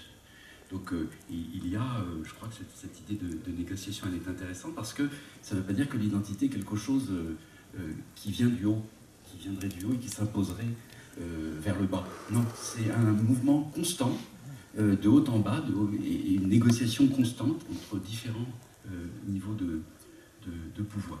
Ça, c'était une première chose qui me semblait intéressante de dire. Alors, là, ce qu'a dit Eric, effectivement, ça m'interroge bien naturellement en historien.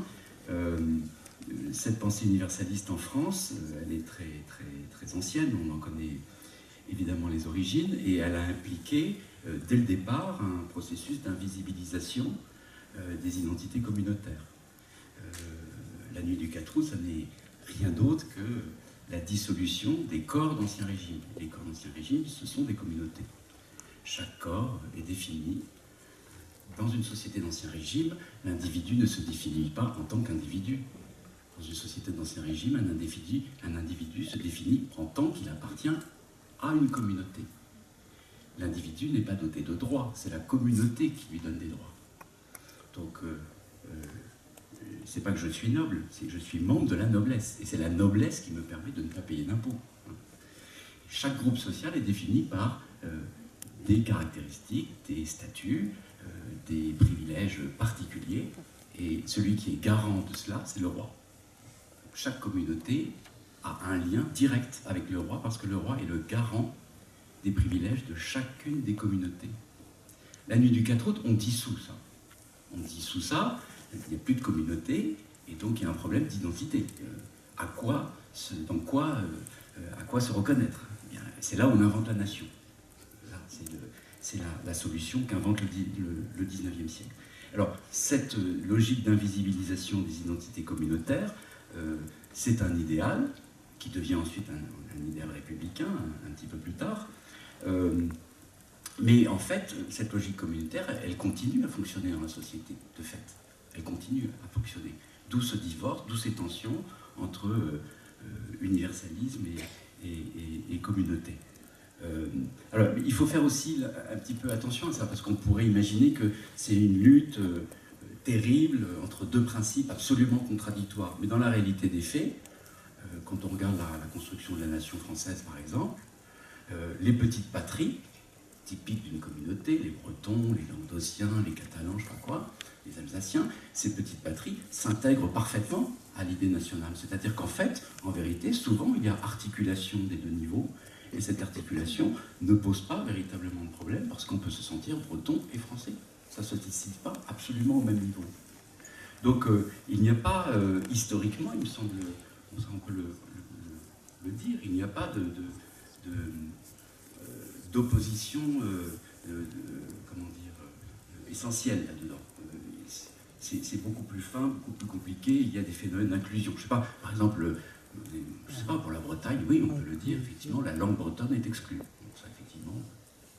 Mais par exemple, le paysage breton est reconnu au XIXe siècle comme le paysage essentiellement français. Donc, oui, on peut dire que certains traits culturels sont gardés. C'est un processus de négociation. Et enfin, dernière chose aussi, pour rebondir sur ce que disait Éric, en France, l'universalisme, et je crois que les Français l'ont un petit peu perdu de vue, est profondément lié à l'expression du nationalisme. C'est un nationalisme universaliste, et ce n'est pas le seul dans le monde. Les États-Unis également professent ce type de nationalisme.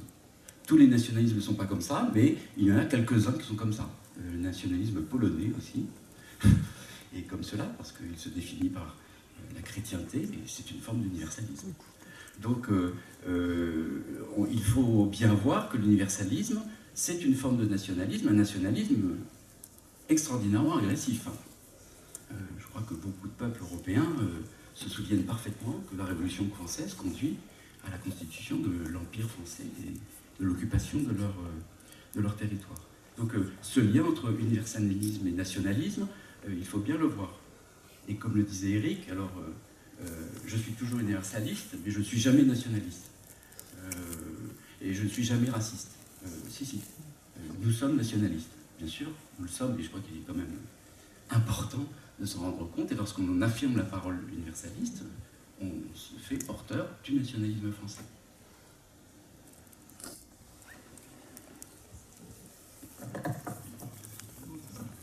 Merci beaucoup pour ces précisions. Pareil, s'il y a des réactions, des questions, vous n'hésitez pas.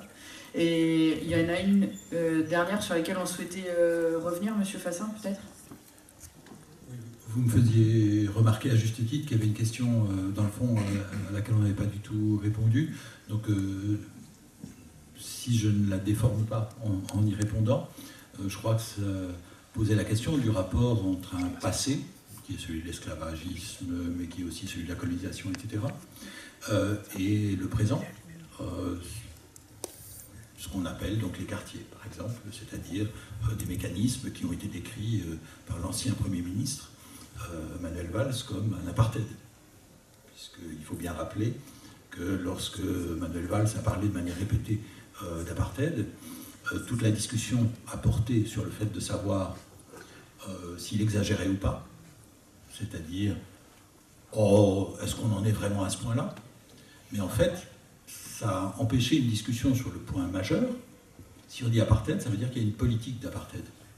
L'apartheid n'est pas un état de fait, c'est une politique. Autrement dit, lorsqu'un Premier ministre dit « en France, il y a un apartheid », est-ce qu'il veut dire « et d'ailleurs, ça n'a rien à voir avec la politique » ou est-ce qu'il veut dire « nous avons une politique d'apartheid ». Et ça a des rapports justement avec une histoire, qui est une histoire du colonialisme, de l'esclavage, etc.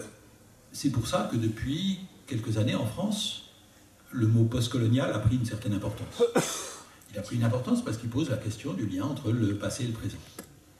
Alors après, qu'est-ce que ça veut dire exactement? C'est pas simple, mais ça peut vouloir dire au moins deux choses.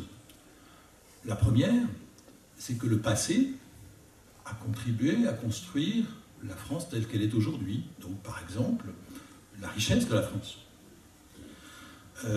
C'est bien pour ça que la question des réparations peut être posée. Elle est posée sur la scène internationale. En France, elle est posée, par exemple, en particulier, par le CRAN, le Conseil représentatif des associations noires, et en ce moment par son président qui a écrit sur ces questions, Louis-Georges Tin. Pourquoi? Parce que la question des réparations, c'est le fait de considérer que l'histoire, ça compte pas seulement comme du passé, de la mémoire, qu'on chérirait, etc., mais comme quelque chose qui a des effets sur le présent.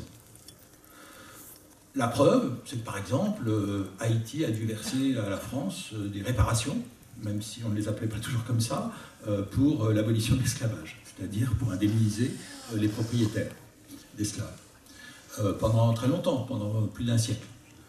Et lorsqu'aujourd'hui on s'étonne que Haïti, qui était une colonie riche, soit devenu un pays très pauvre, évidemment, le fait d'avoir payé un tribut aux anciens propriétaires d'esclaves, en France, n'y est pas pour rien.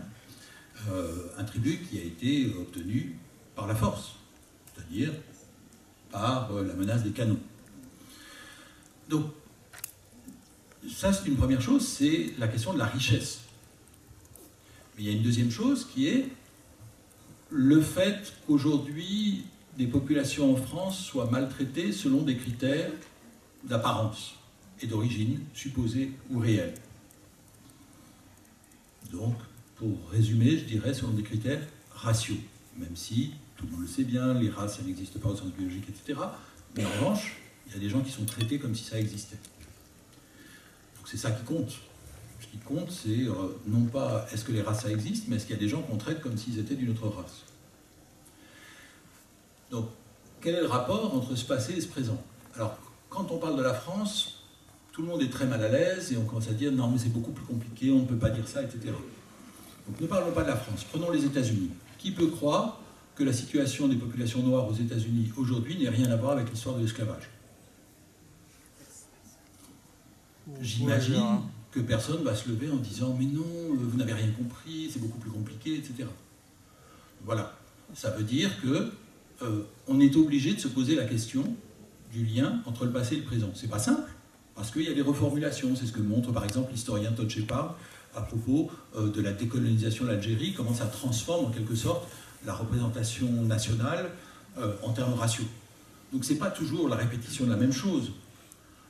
Penser en termes postcoloniaux, ça ne veut pas juste dire que le passé c'est comme le présent. Mais à l'inverse, dire que le passé n'aurait aucun rapport avec le présent et que le présent n'aurait aucun rapport avec le passé rendrait le travail des historiens complètement inutile. Donc j'imagine que Stéphane va être d'accord avec nous.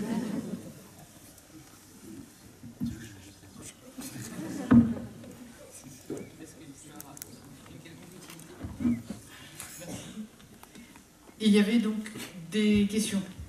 Moi j'ai l'impression qu'en ce moment, on met tout le monde dans les cases, on remet les personnes dans les cases, on remet les minorités dans les cases pour pas les ranger.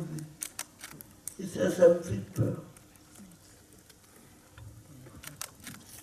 Merci. Est-ce qu'il y a d'autres interventions? Oui.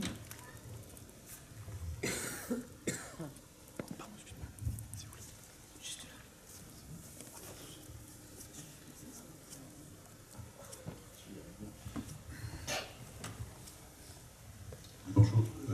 Au sujet j'ai beaucoup apprécié sur l'approche comparée sur les rhétoriques dans les différents pays. Je voulais savoir si le modèle venant de l'Union européenne autour de la mise en œuvre des politiques européennes, le pacte du traité d'Amsterdam, à quelle rhétorique ça appartient, si ça appartient à la rhétorique, et si oui, à laquelle, ou auquel. Voilà. Merci. Intervention, question, besoin de précision? Non, c'est bon? Lequel d'entre vous souhaite démarrer?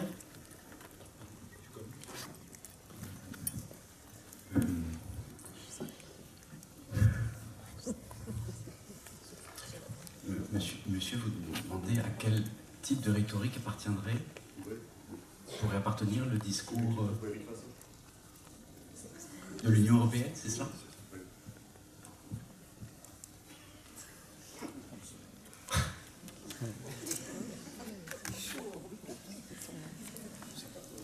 Oui, merci.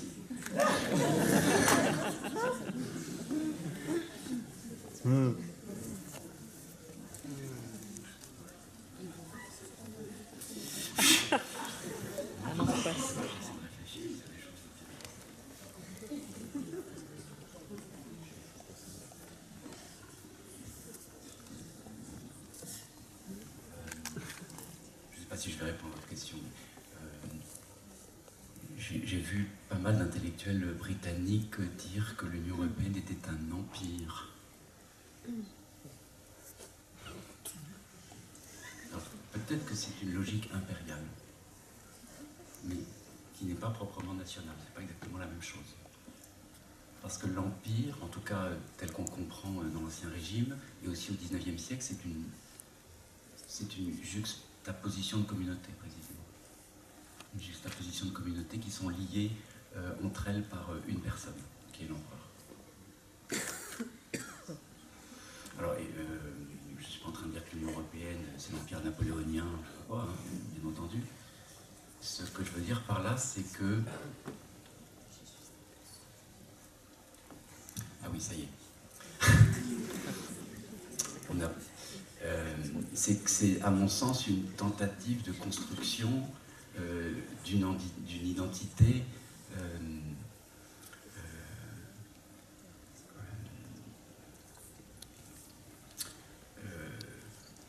supranationale.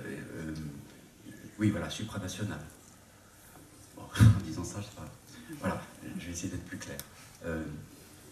Pendant très longtemps, le problème central des identités, c'était la construction d'identité nationale. C'est resté un problème, évidemment.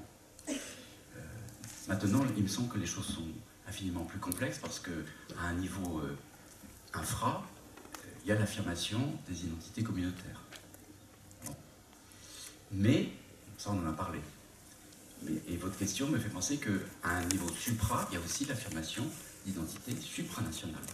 Donc maintenant, on a 3 niveaux de construction identitaire.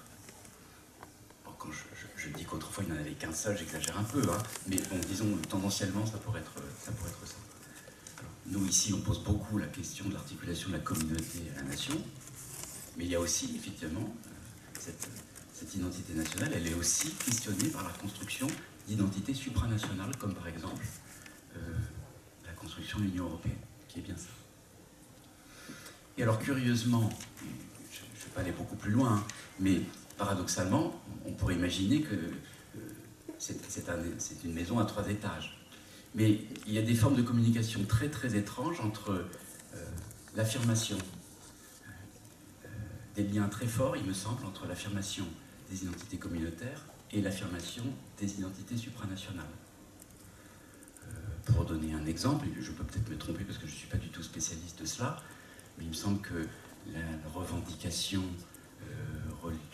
qui tournerait autour de la religion musulmane, qui peut être qualifiée d'une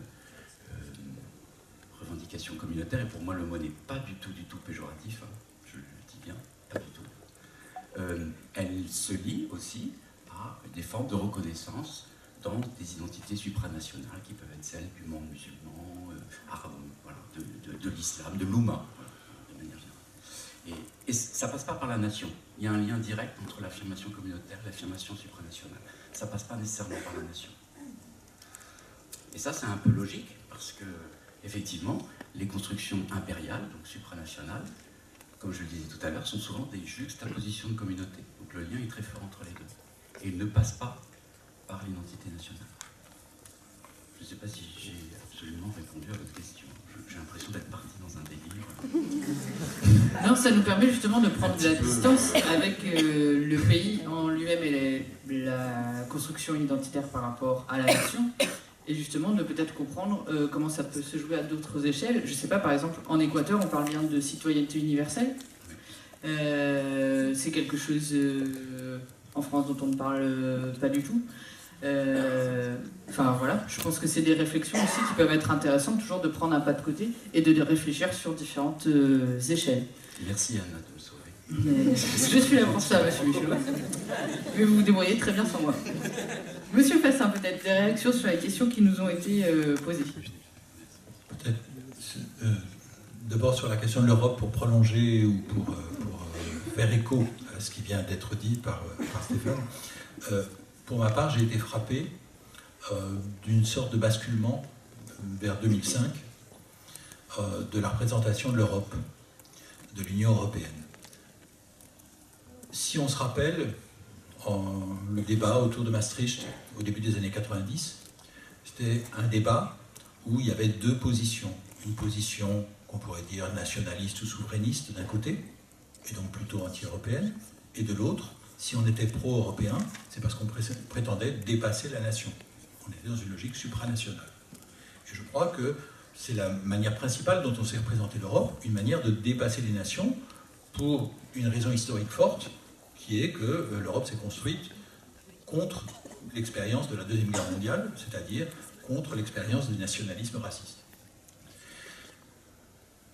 Il y a eu un moment tout à fait frappant dans les jours qui ont suivi le rejet du traité constitutionnel européen en 2005, lorsque Nicolas Sarkozy, qui préparait sa campagne pour 2007, a essayé de répondre à ce non européen,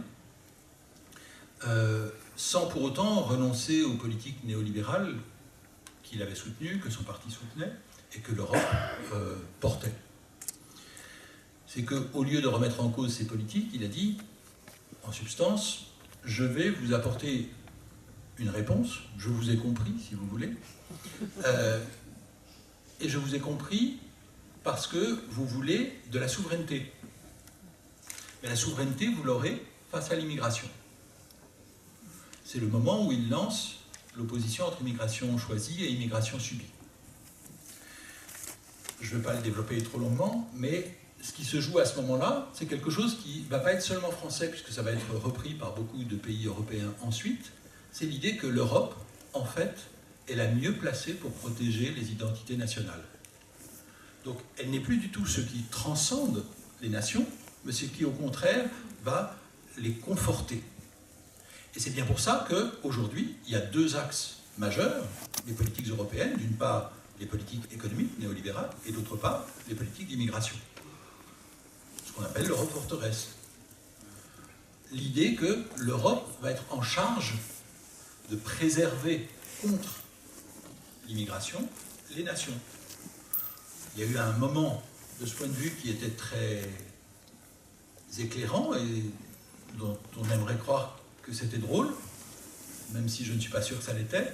C'est le fait que peu après l'élection de Nicolas Sarkozy, en 2008, on a eu un sommet européen qui était en France, puisque à ce moment-là, pour 6 mois, la France présidait l'Europe, et il s'est tenu à Vichy.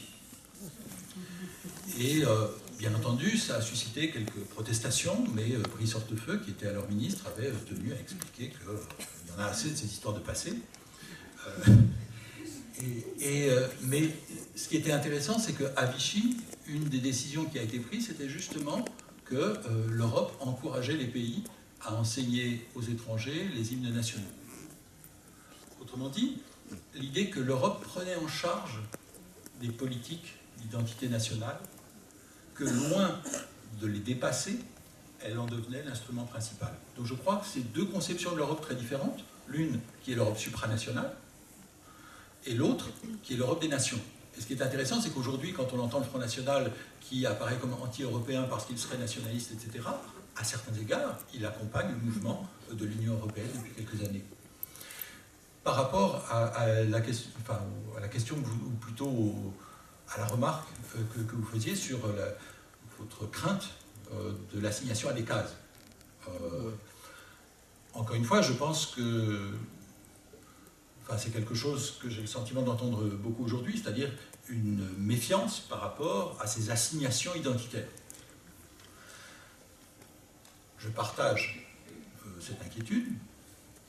Simplement, encore une fois, pour ma part, je crois qu'il faut non pas seulement voir les effets, mais les causes. Donc, il faut se demander quelles sont les logiques qui font qu'on assigne des gens à des cases ou que des gens revendiquent d'être dans des cases. Et ça, eh bien, si on prend sur les questions de discrimination raciale, puisque c'est un sujet majeur aujourd'hui, eh bien, je crois qu'on doit essayer de penser ensemble ces différents éléments. Ce que je viens d'essayer de suggérer à propos de l'Europe, c'est qu'il y a des rapports quand même entre le monde de l'économie et le monde des identités. Que ce n'est pas sur des planètes séparées, que c'est la même Europe qui mène des politiques économiques et qui mène des politiques d'immigration. Et que les politiques d'immigration, par exemple, on peut se dire, il n'y a pas de problème, après tout, les immigrés, c'est des étrangers. Donc, on peut croire que ça ne touche en rien à la définition de la République, qui est fondée sur l'idée qu'il y a deux catégories de gens, il y a les Français et les étrangers. C'est un peu compliqué avec l'Europe, c'est-à-dire qu'il va y avoir les Européens. Mais en pratique, l'histoire qui a été rappelée tout à l'heure en introduction par une élue des contrôles au faciès en France, quelle est la justification qui a été donnée par l'État lorsqu'il a été condamné pour faute lourde parce qu'il a été établi de manière répétée qu'il y a des contrôles au faciès qui sont pas simplement accidentels, mais qui organisent les pratiques policières. Un argument qui avait été révélé par un document publié par Mediapart, c'était non pas, mais c'est pas vrai, on ne pratique pas de contrôle au faciès, etc., ce qu'on aurait pu imaginer dans un pays qui se veut antiraciste, mais c'est vrai, mais on a de bonnes raisons, parce que si on veut arrêter des étrangers en situation irrégulière, c'est normal qu'on contrôle des gens qui ont des têtes d'étrangers. Ça, c'est un document d'État. Mais vous vous rappelez aussi qu'on a eu un président de la République, Nicolas Sarkozy, désolé de le citer une deuxième fois, j'aurai beaucoup d'autres occasions de dire des choses désagréables sur François Hollande, c'est juste que ça ne s'est pas encore présenté, mais ça va venir. Mais pour Nicolas Sarkozy, vous vous rappelez qu'il avait utilisé l'expression de français d'apparence musulmane. Voilà, donc ça c'est l'État. C'était le chef de l'État, et ça c'était un document de l'État. Lorsque l'État dit qu'il y a des Français d'apparence étrangère, ça veut dire que l'État a une catégorie raciale en tête. Donc voilà, les assignations à des cases, je crois que si nous voulons y réfléchir, il faut réfléchir aux politiques qui sont menées. Ce n'est pas les gens. Les gens, ils peuvent être une chose ou une autre. La question, c'est quelles sont les politiques qui sont menées et quels effets ont-elles. Donc si on se demande pourquoi il y a de la racialisation dans notre société, ben, il faut s'interroger sur les politiques de racialisation.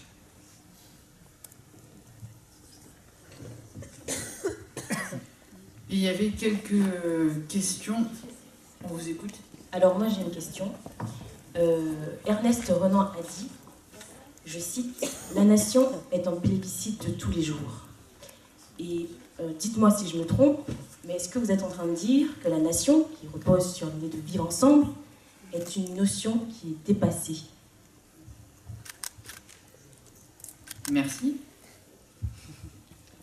Où est-ce que vous situez les notions dites de valeur universelle, les notions de valeur universelle, possible, impossible, et cela en référence notamment aux droits de l'homme ou aux tribunaux internationaux?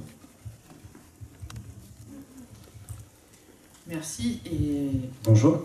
Bonjour. J'avais juste plutôt une réflexion plutôt qu'une question sur la construction d'une identité européenne, notamment sur un idéal de l'Europe qui se serait construit au sortir de la Seconde Guerre mondiale avec la mise en place d'une identité supranationale et aujourd'hui la création d'identité, enfin plutôt la défense d'identité nationale.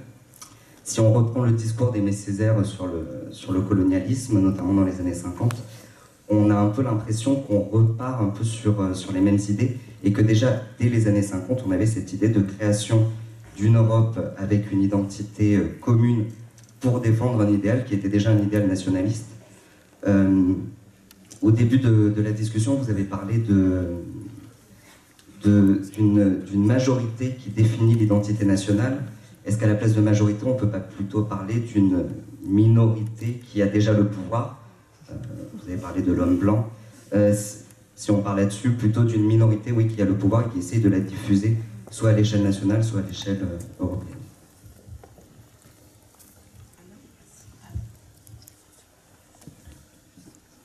Alors, oui. Et après, on a encore une... Ok. Alors, moi, je vais être un peu sur un autre pan. Tout à l'heure, il y avait une question qui a été posée, que moi j'ai entendue autour de la question de l'identité privée, identité publique. On parle beaucoup d'identité racialisée, mais il y a aussi toute cette question, alors, pour nous qui sommes un certain nombre dans la salle à être des pédagogues, et à devoir réfléchir cette question dans l'éducation contre les discriminations, et à devoir nous en saisir effectivement pour créer du commun, et aussi de la liberté d'être et de parole pour les enfants ou pour les plus jeunes, tout individu avec lesquels nous agissons. Pour moi, ma question, c'était cette question de l'identité privée, de l'identité publique, et je pense notamment à la question LGBT, hein, qui a été longtemps tue. Comment elle peut être réfléchie pour être une question d'émancipation de l'individu véritablement? Comment elle agit sur du commun, tout en respectant la diversité des individus et de ce qu'ils sont et de ce qu'ils souhaitent être. Voilà, je ramène à ce stade à des éléments pratiques, on les verra cet après-midi, mais la question de l'agir va très vite se poser pour nous. Merci. Bonjour, je suis Marie-France Racon, en formation à la Ligue. Et moi, ma question, ça serait pourquoi, en sachant que les départements d'outre-mer sont français, il y a une stigmatisation justement du faciès, en sachant que par exemple, mon cas personnel, on ne me reconnaît pas comme française. Donc la question, c'est savoir comment faire justement pour que nos départements d'outre-mer, ultramarins, puissent être considérés une bonne fois comme français, tout en sachant que les individus ne nous reconnaissent pas comme tels. Merci. Merci beaucoup. Donc là, on a vraiment beaucoup de questions, beaucoup de sujets différents, et un appel surtout à peut-être à venir à des choses concrètes, et peut-être aux possibilités d'action. Oui, effectivement, vous avez fait référence à ce débat très célèbre entre Ernest Renan et les intellectuels allemands. Donc Ernest Renan définit la nation française comme une nation politique. C'est l'adhésion à des valeurs politiques qui forment la communauté nationale, des nations politiques auxquelles s'opposerait, enfin c'est ce que l'on croit au XIXe siècle, en tout cas c'est ainsi que le débat s'institue, à une Allemagne qui, elle, revendiquerait davantage une nation culturelle, la langue allemande, la religion protestante, toutes sortes d'éléments que les romantiques ont définis comme étant caractéristiques de l'appartenance à la nation allemande. Alors, pendant très longtemps, on a été un petit peu enfermé dans ce débat entre les nations politiques et les nations culturelles. En vérité, ce que l'on s'aperçoit, c'est que cette distinction, elle n'est pas tout à fait valide. Ce dont on s'aperçoit, c'est que, évidemment, en France, la construction nationale a une dimension politique, universaliste, ça c'est bien clair, mais qu'en même temps, et parallèlement, même si ça n'est moins dit, on sait évidemment qu'aussi il y a une construction culturelle de la nation, et que beaucoup d'artistes, d'intellectuels construisent au XIXe siècle une identité culturelle, en définissant des paysages, en définissant un territoire, en définissant une langue, en définissant une histoire, etc. etc. Et on s'aperçoit également qu'en Allemagne, c'est la même chose. Peut-être pas exactement dans les mêmes proportions, mais qu'en vérité, il existe aussi en Allemagne la construction d'une nation politique. Le problème, c'est qu'elle échoue en 1848. Mais bon, ça existe quand même. Alors quand vous dites, est-ce qu'aujourd'hui la nation est complètement dépassée? Non, je ne crois pas. C'est pas qu'elle soit dépassée, elle est questionnée. Elle est questionnée par le bas, par les revendications communautaires, et elle est questionnée par le haut, par l'affirmation de formes d'identité supranationale. Voilà, c'est les trois niveaux dont je parlais tout à l'heure. Ensuite, il y a un jeune homme qui a parlé d'identité européenne, mais je n'ai pas réussi à déterminer. Moi, je ne crois pas que le projet européen tel qu'il a été défini au début des années 50, et c'est l'Europe des nations, ce qui prévaut très fortement jusque dans les années 70-80, c'est un projet fédéral. C'est pas du tout l'Europe des nations. C'est l'articulation de communautés entre elles, selon un principe de libre association. C'est Proudhon. Hein. C'est pas du tout l'Europe des nations. L'Europe des nations, c'est un tournant qui a été pris relativement récemment, hein, au cours des années 80, peut-être 2000. Mais le projet européen, c'est pas ça, à l'origine, hein, c'est pas ça. C'est un projet fédéraliste. Et je ne crois pas que ce projet européen comprenait à l'origine l'idée de la définition d'une identité européenne. Ça, encore une fois, c'est une question qui se pose très récemment et qui, à mon avis, est une impasse absolue. Enfin, mais voilà, donc là, j'en appellerai à un petit peu historiciser. Je crois que le projet européen a évolué dans un sens ou dans un autre. Il a évolué, mais c'est à l'origine un projet fédéral.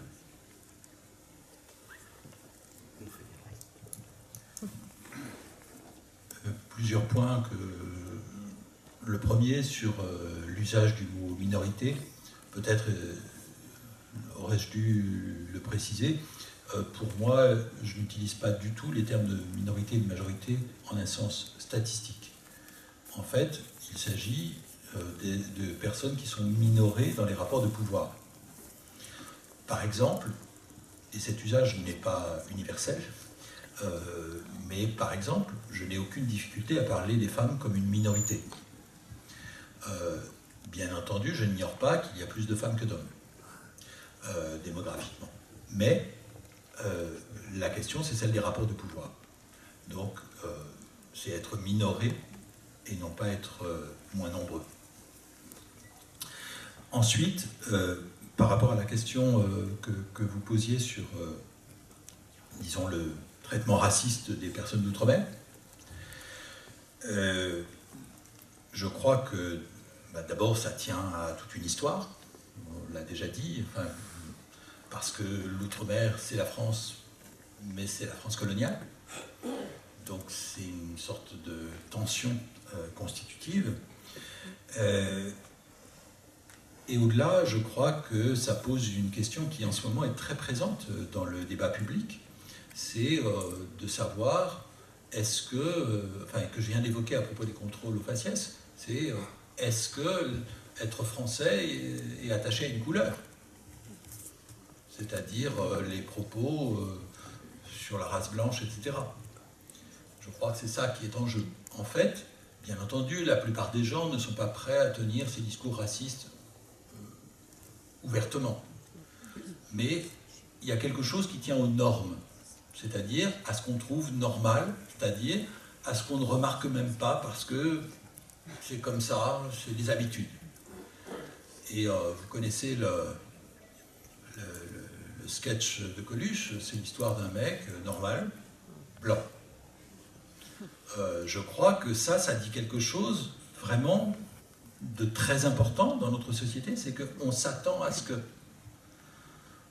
et on va avoir tendance à penser que la nationalité a une couleur, alors même qu'on se réclame de l'universalisme. Alors qu'est-ce qu'on peut faire par rapport à ça? On peut déjà le dire, le nommer. Ça ne suffit pas, bien entendu, mais ça rend les choses un peu moins normales. En fait, en tout cas pour ma part, en tant que sociologue engagé, c'est-à-dire qui essaie à la fois de faire mon travail de sociologue, mais de faire que ça ait une réalité publique, ce que j'essaie de faire, c'est de faire en sorte que les normes n'apparaissent plus comme normales, mais qu'elles apparaissent comme normées. C'est-à-dire qu'on voit le travail de production des normes. C'est pour ça que j'insiste par exemple sur ce travail de naturalisation qui se joue dans les discriminations. C'est pour ça que je pense qu'il est important d'essayer de dénaturaliser, faire que les choses ne soient plus évidentes, qu'on les voit, qu'on se dise tiens, c'est comme ça que ça se passe. C'est pas normal. Voilà. C'est une œuvre collective de longue haleine, et je prétends évidemment pas que une fois que les choses ont été dites, elles sont réglées. Mais malgré tout, essayer de nommer les choses, c'est bien ça, je pense, qui est en train de se passer en France depuis quelques années, c'est que d'un côté, il y a la prolifération d'un discours raciste, mais il y a aussi la multiplication de contre-discours. Et y compris de contre-discours qui ne sont pas seulement tenus par des gens qui ont une tête comme moi, on va dire, blancs, mais aussi par des gens qui sont directement visés par ces formes de racisme. Donc je pense que c'est ça qui est en train de bouger. C'est d'une part le fait qu'il y a ces contre-discours, et d'autre part le fait que ces contre-discours ne sont plus seulement incarnés par les mêmes personnes, mais qu'elles peuvent être incarnées par les personnes les plus directement concernées. Ça ne veut pas dire, bien entendu, que je considère que les personnes qui sont indirectement concernées, comme c'est mon cas, devraient se taire. Sinon, je ne serais pas ici. Ensuite, par rapport à la question sur les valeurs universelles, pour le dire rapidement, la critique de la rhétorique universaliste n'est pas un désaveu de tout universalisme, puisque, par exemple, tous mes engagements, ou presque, ont trait à la question de l'égalité, qui est une valeur universaliste classique. Ensuite, qu'il y ait des institutions qui soient porteuses de cela, autour des droits humains, au niveau international, etc. Je m'en réjouis. Par exemple, en ce moment, je suis très content, même au niveau national, qu'il y ait un défenseur des droits. Il se trouve que nous avons un défenseur des droits improbable, c'est-à-dire que très peu de gens auraient parié sur le fait que Jacques Toubon deviendrait le héros de beaucoup d'entre nous. Ben, c'est le cas. Donc ça prouve que dans un monde où nous avons plutôt tendance à avoir des mauvaises nouvelles, il y a de bonnes nouvelles. En vieillissant, on peut devenir comme Jacques Toubon. Et je le dis, enfin, croyez-le bien avec respect, parce que je me souhaite à moi-même une aussi bonne évolution. Dernière remarque sur la question publique-privée et LGBT, etc. D'abord, ce n'est pas seulement sur les LGBT. Parce que nous avons tendance à y penser pour les LGBT en nous disant ce sont des identités non visibles, ou qui ne sont pas forcément visibles, etc. Alors que nous avons tendance à penser que les identités raciales sont visibles. C'est plus compliqué, puisque, en fait, bien sûr, c'est en partie vrai pour les identités raciales, mais d'une part, certaines identités raciales ne sont pas très visibles. C'est bien tout l'enjeu de l'histoire de l'antisémitisme, c'est-à-dire d'arriver à repérer, oh ça se voit pas, mais j'ai bien l'impression que, regarde-le comme ci, comme ça, etc. C'est-à-dire d'essayer de scruter les gens pour voir ce qu'ils sont véritablement. Donc, dans le registre racial, ça compte aussi. Mais aussi parce que la question n'est pas seulement est-ce que ça se voit, mais est-ce que ça se dit. Donc, la question de se dire comme ceci ou cela, c'est pas seulement pour les identités non visibles, c'est aussi pour les identités visibles. Par exemple, pour ma part, je trouve très pas intéressant, mais je trouve qu'il est... Enfin, j'essaye de faire un coming out blanc. C'est-à-dire, j'ai nommé à plusieurs reprises le fait d'être blanc, parce que sinon, quand on parle de questions raciales, on a l'impression qu'on parle seulement des non-blancs. Donc, c'est la raison pour laquelle c'est la seule de mes identités potentielles que j'ai mise en scène dans la présentation aujourd'hui. C'est justement parce qu'elle se voit, bon, j'imagine, enfin je crois, je n'ai pas vérifié, mais je présume, c'est précisément parce qu'elle se voit, mais que comme elle se voit, elle ne se dit pas d'ordinaire. Donc ça ne veut pas dire qu'il faille forcément dire, etc., mais je pense qu'on doit réfléchir aux enjeux stratégiques de ça. Et pour ce qui concerne l'enseignement, moi c'est une question à laquelle je suis confronté constamment. J'enseigne, je vous l'ai dit, à Saint-Denis. Donc la question, quand je suis en train de parler de questions raciales, n'est pas abstraite.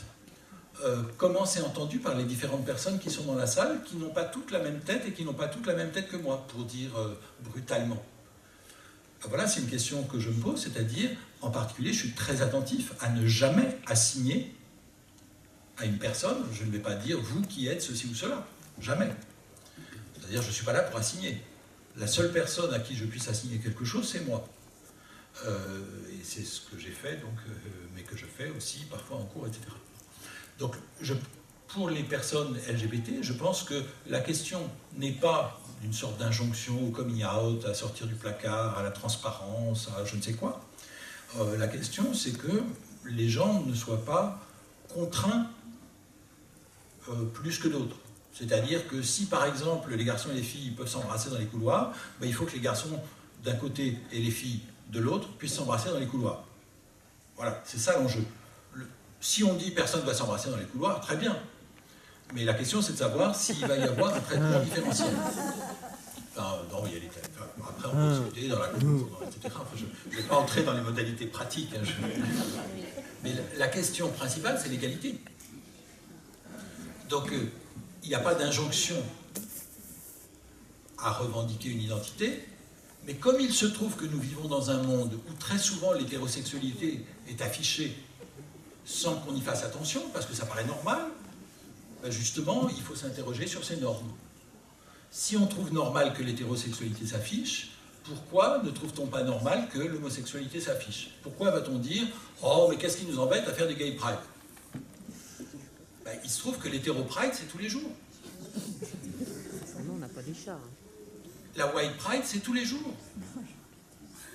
Donc, je crois que c'est ça le rapport entre les identités majoritaires et minoritaires, c'est qu'on ne remarque pas cet affichage. La catho pride, Je dis ça par un an, bien sûr, mais... Ah non, il y en aurait. Oui, cette question d'éducation, elle est vraiment... c'est pour ça que je reprends le micro pour vous répondre. Hier, on a vu un film assez certains d'entre nous, je reconnais, assez désastreux, où deux personnes qui s'inventaient journalisme et qu'il était peut-être, on ne sait jamais, au pire. Donc faisait une enquête auprès de jeunes élèves dans des lycées sur les questions de discrimination raciale. Et c'était absolument stupéfiant. Moi, je ne l'avais pas remarqué, mais un des spectateurs l'a dit, c'était tout à fait vrai. Donc le film commence où ces deux personnages rentrent dans la classe et disent voilà, parmi nous, il y en a un qui est arabe et l'autre qui est juif. Lesquels d'après vous? Alors là, ce jeu, voilà, bah toi, t'as le nez comme ça, bah toi, t'as les cheveux comme ça, puis voilà, c'est toi le juif, non, c'est le... Bref, ça. Donc on voyait un certain nombre de stéréotypes raciaux ressortir, bon, ça c'était très bien. Mais c'était épouvantable parce qu'à partir du moment où ce n'étaient pas des enseignants, je le sais bien, heureusement, bah, imaginez, en classe quand même, on est quand même en classe, et ces personnes ont lancé le débat dans ces termes-là. Donc nécessairement, déjà, le débat était complètement biaisé. Et en se définissant eux-mêmes ainsi, d'emblée, la discussion a tourné « Ah ben moi je suis arabe, ah ben moi je suis pas arabe, ah ben moi je suis noir ». Un truc incroyable. Donc voilà, il faut être extraordinairement vigilant, hein, comme dit Eric, extraordinairement vigilant. Moi aussi je travaille dans une université où il y a une population très très très hétérogène, à Lille. Comment vous dire? Je vais vous dire une chose vraiment d'une tiédeur absolument incroyable. Mais hier, Alexandra l'a dit, je trouvais que ça c'était très bien. Elle parlait d'autorité, parce qu'on incarne un principe d'autorité, qu'on le veuille ou pas, quand on est du corps professoral, évidemment qu'on incarne un principe d'autorité. Il faut l'assumer, point. Elle disait autorité bienveillante. Et ça, je trouve que ce mot de bienveillance est extrêmement important. Être toujours extraordinairement à l'écoute des personnes qui sont invisibilisées. Et ça, je crois que cette qualité de bienveillance, elle est absolument centrale. N'y voyez aucune référence avec...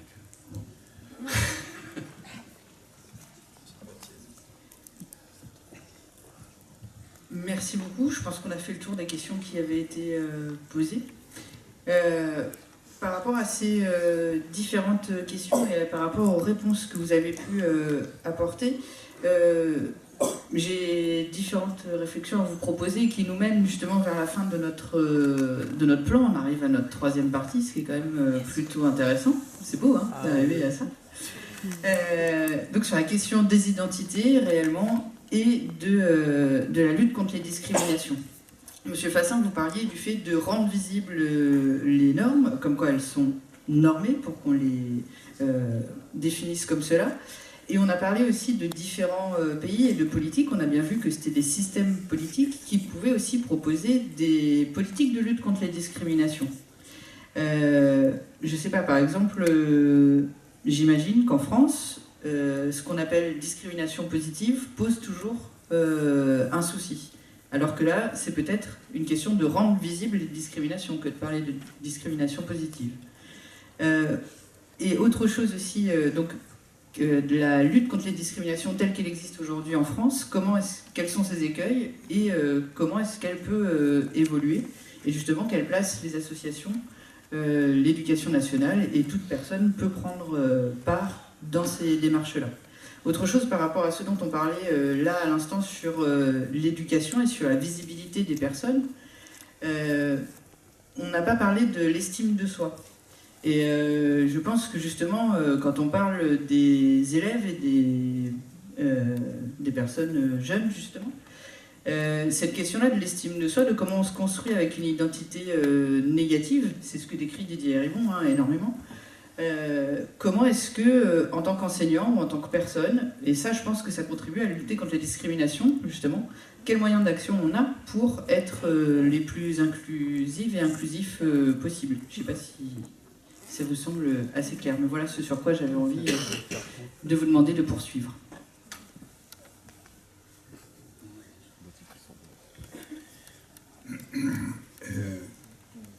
peut-être d'abord sur les questions d'estime de soi, puisque c'est dans le prolongement, je crois, de ce qui vient d'être dit sur la question d'une pratique bienveillante que je ne trouvais pas si tiède. C'est-à-dire qu'il me semble que ce qu'on doit essayer de faire dans l'enseignement, c'est de faire en sorte que les gens n'aient pas envie de se sauver en courant, de s'endormir en cours, d'horreur. Donc, je pense que cette question d'être bienveillant, c'est-à-dire que les gens se disent qu'a priori, on ne va pas avoir envie de les briser. Voilà, et à tous égards, c'est-à-dire sur leurs incompétences diverses, présumées, ou sur ce qu'ils sont. Donc, voilà, je pense que c'est une question fondamentale, c'est-à-dire que les normes, ça fait quoi? Ça assigne des places. Ça dit tu es ceci, tu es cela. Il se trouve que ça ne rend pas la vie facile aux gens.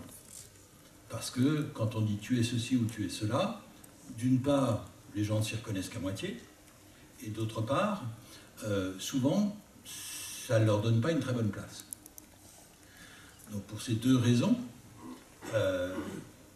essayer d'être le moins normatif possible, c'est-à-dire d'assigner le moins possible une place aux gens qu'on a en face de soi, me paraît un enjeu de micro-politique fondamental. Alors ça paraît peut-être trop général, mais je pense que c'est voilà, c'est des pratiques dans ce qu'on essaie de faire, dans son métier, dans ses prises de parole, etc. C'est de faire en sorte, premièrement, que les gens à qui on parle, que ce soit des étudiants, que ce soit ici, ne se disent pas qu'on les prend pour des imbéciles. Pour ma part, je crois que c'est un élément fondamental de l'enseignement et de toute prise de parole publique, c'est de parier sur le fait qu'on parle à des gens intelligents. Et que si on parie là-dessus, il y a des chances qu'ils le soient. Qu'à l'inverse, si on parie sur la bêtise des gens, si vous voulez, le système TF1, eh bien, il y a des chances qu'on obtienne le résultat voulu. Donc je crois que ça, c'est un enjeu démocratique fondamental. Enfin, je dis ça par résumé, hein, pour me faire comprendre. Après, évidemment, ça ne veut pas dire qu'on soit dans une relation thérapeutique avec les gens, mais ça veut dire que dès lors qu'on pense et qu'on explicite le fait que ce sont des relations de pouvoir, y compris, comme tu viens de le rappeler, que les profs sont en position de pouvoir par rapport à leurs élèves et à leurs étudiants. C'est un fait. Mais le fait de l'expliciter, ça fait que c'est un pouvoir un peu moins violent. Parce que c'est un pouvoir qui se montre comme, en partie, conventionnel, arbitraire. C'est pas dans la nature des choses. C'est pas que nous ne sommes pas de même nature. C'est qu'il se trouve que nous sommes assis ici et que vous êtes assis là. Ça, c'est un fait. Un fait qui est lié à une histoire, qui est lié à une sociologie, qui est lié, etc. Voilà. Donc, c'est pas seulement dans l'enseignement, c'est dans toutes les circonstances de ce genre, où bien entendu qu'il y a un rapport de pouvoir. Donc, le fait de le nommer, ça ne supprime pas le rapport de pouvoir, mais ça donne un peu plus de prise dessus. En tout cas, c'est mon sentiment, enfin, c'est ce que j'essaie de faire. Donc c'est pour ça que les questions de reconnaissance sont si importantes. C'est pour ça que quand on passe de la logique de la tolérance à la logique de la reconnaissance, c'est un enjeu politique majeur, parce que c'est donner des mots pour penser les relations de pouvoir. Ensuite, par rapport à la question peut-être moins générale des politiques de lutte contre les discriminations, je pense premièrement qu'il est important de voir que les pouvoirs publics en général jouent un double rôle. J'ai beaucoup souligné qu'il y a par exemple des politiques de racialisation, c'est-à-dire que l'État et les collectivités locales, etc., contribuent à produire des mécanismes de discrimination. Et en même temps, l'État et les pouvoirs publics sont des recours contre ces politiques de discrimination, contre ces politiques de racialisation, etc. C'est pareil pour le sexisme, pour etc., etc. Donc en fait, on a une relation ambivalente aux politiques, puisque ces politiques, elles font une chose et son contraire. Ce qui veut dire que l'État, et plus généralement les pouvoirs publics, ne sont pas forcément uniquement notre ami, c'est notre ami et notre ennemi. Et je crois que c'est ça qu'on doit essayer de penser.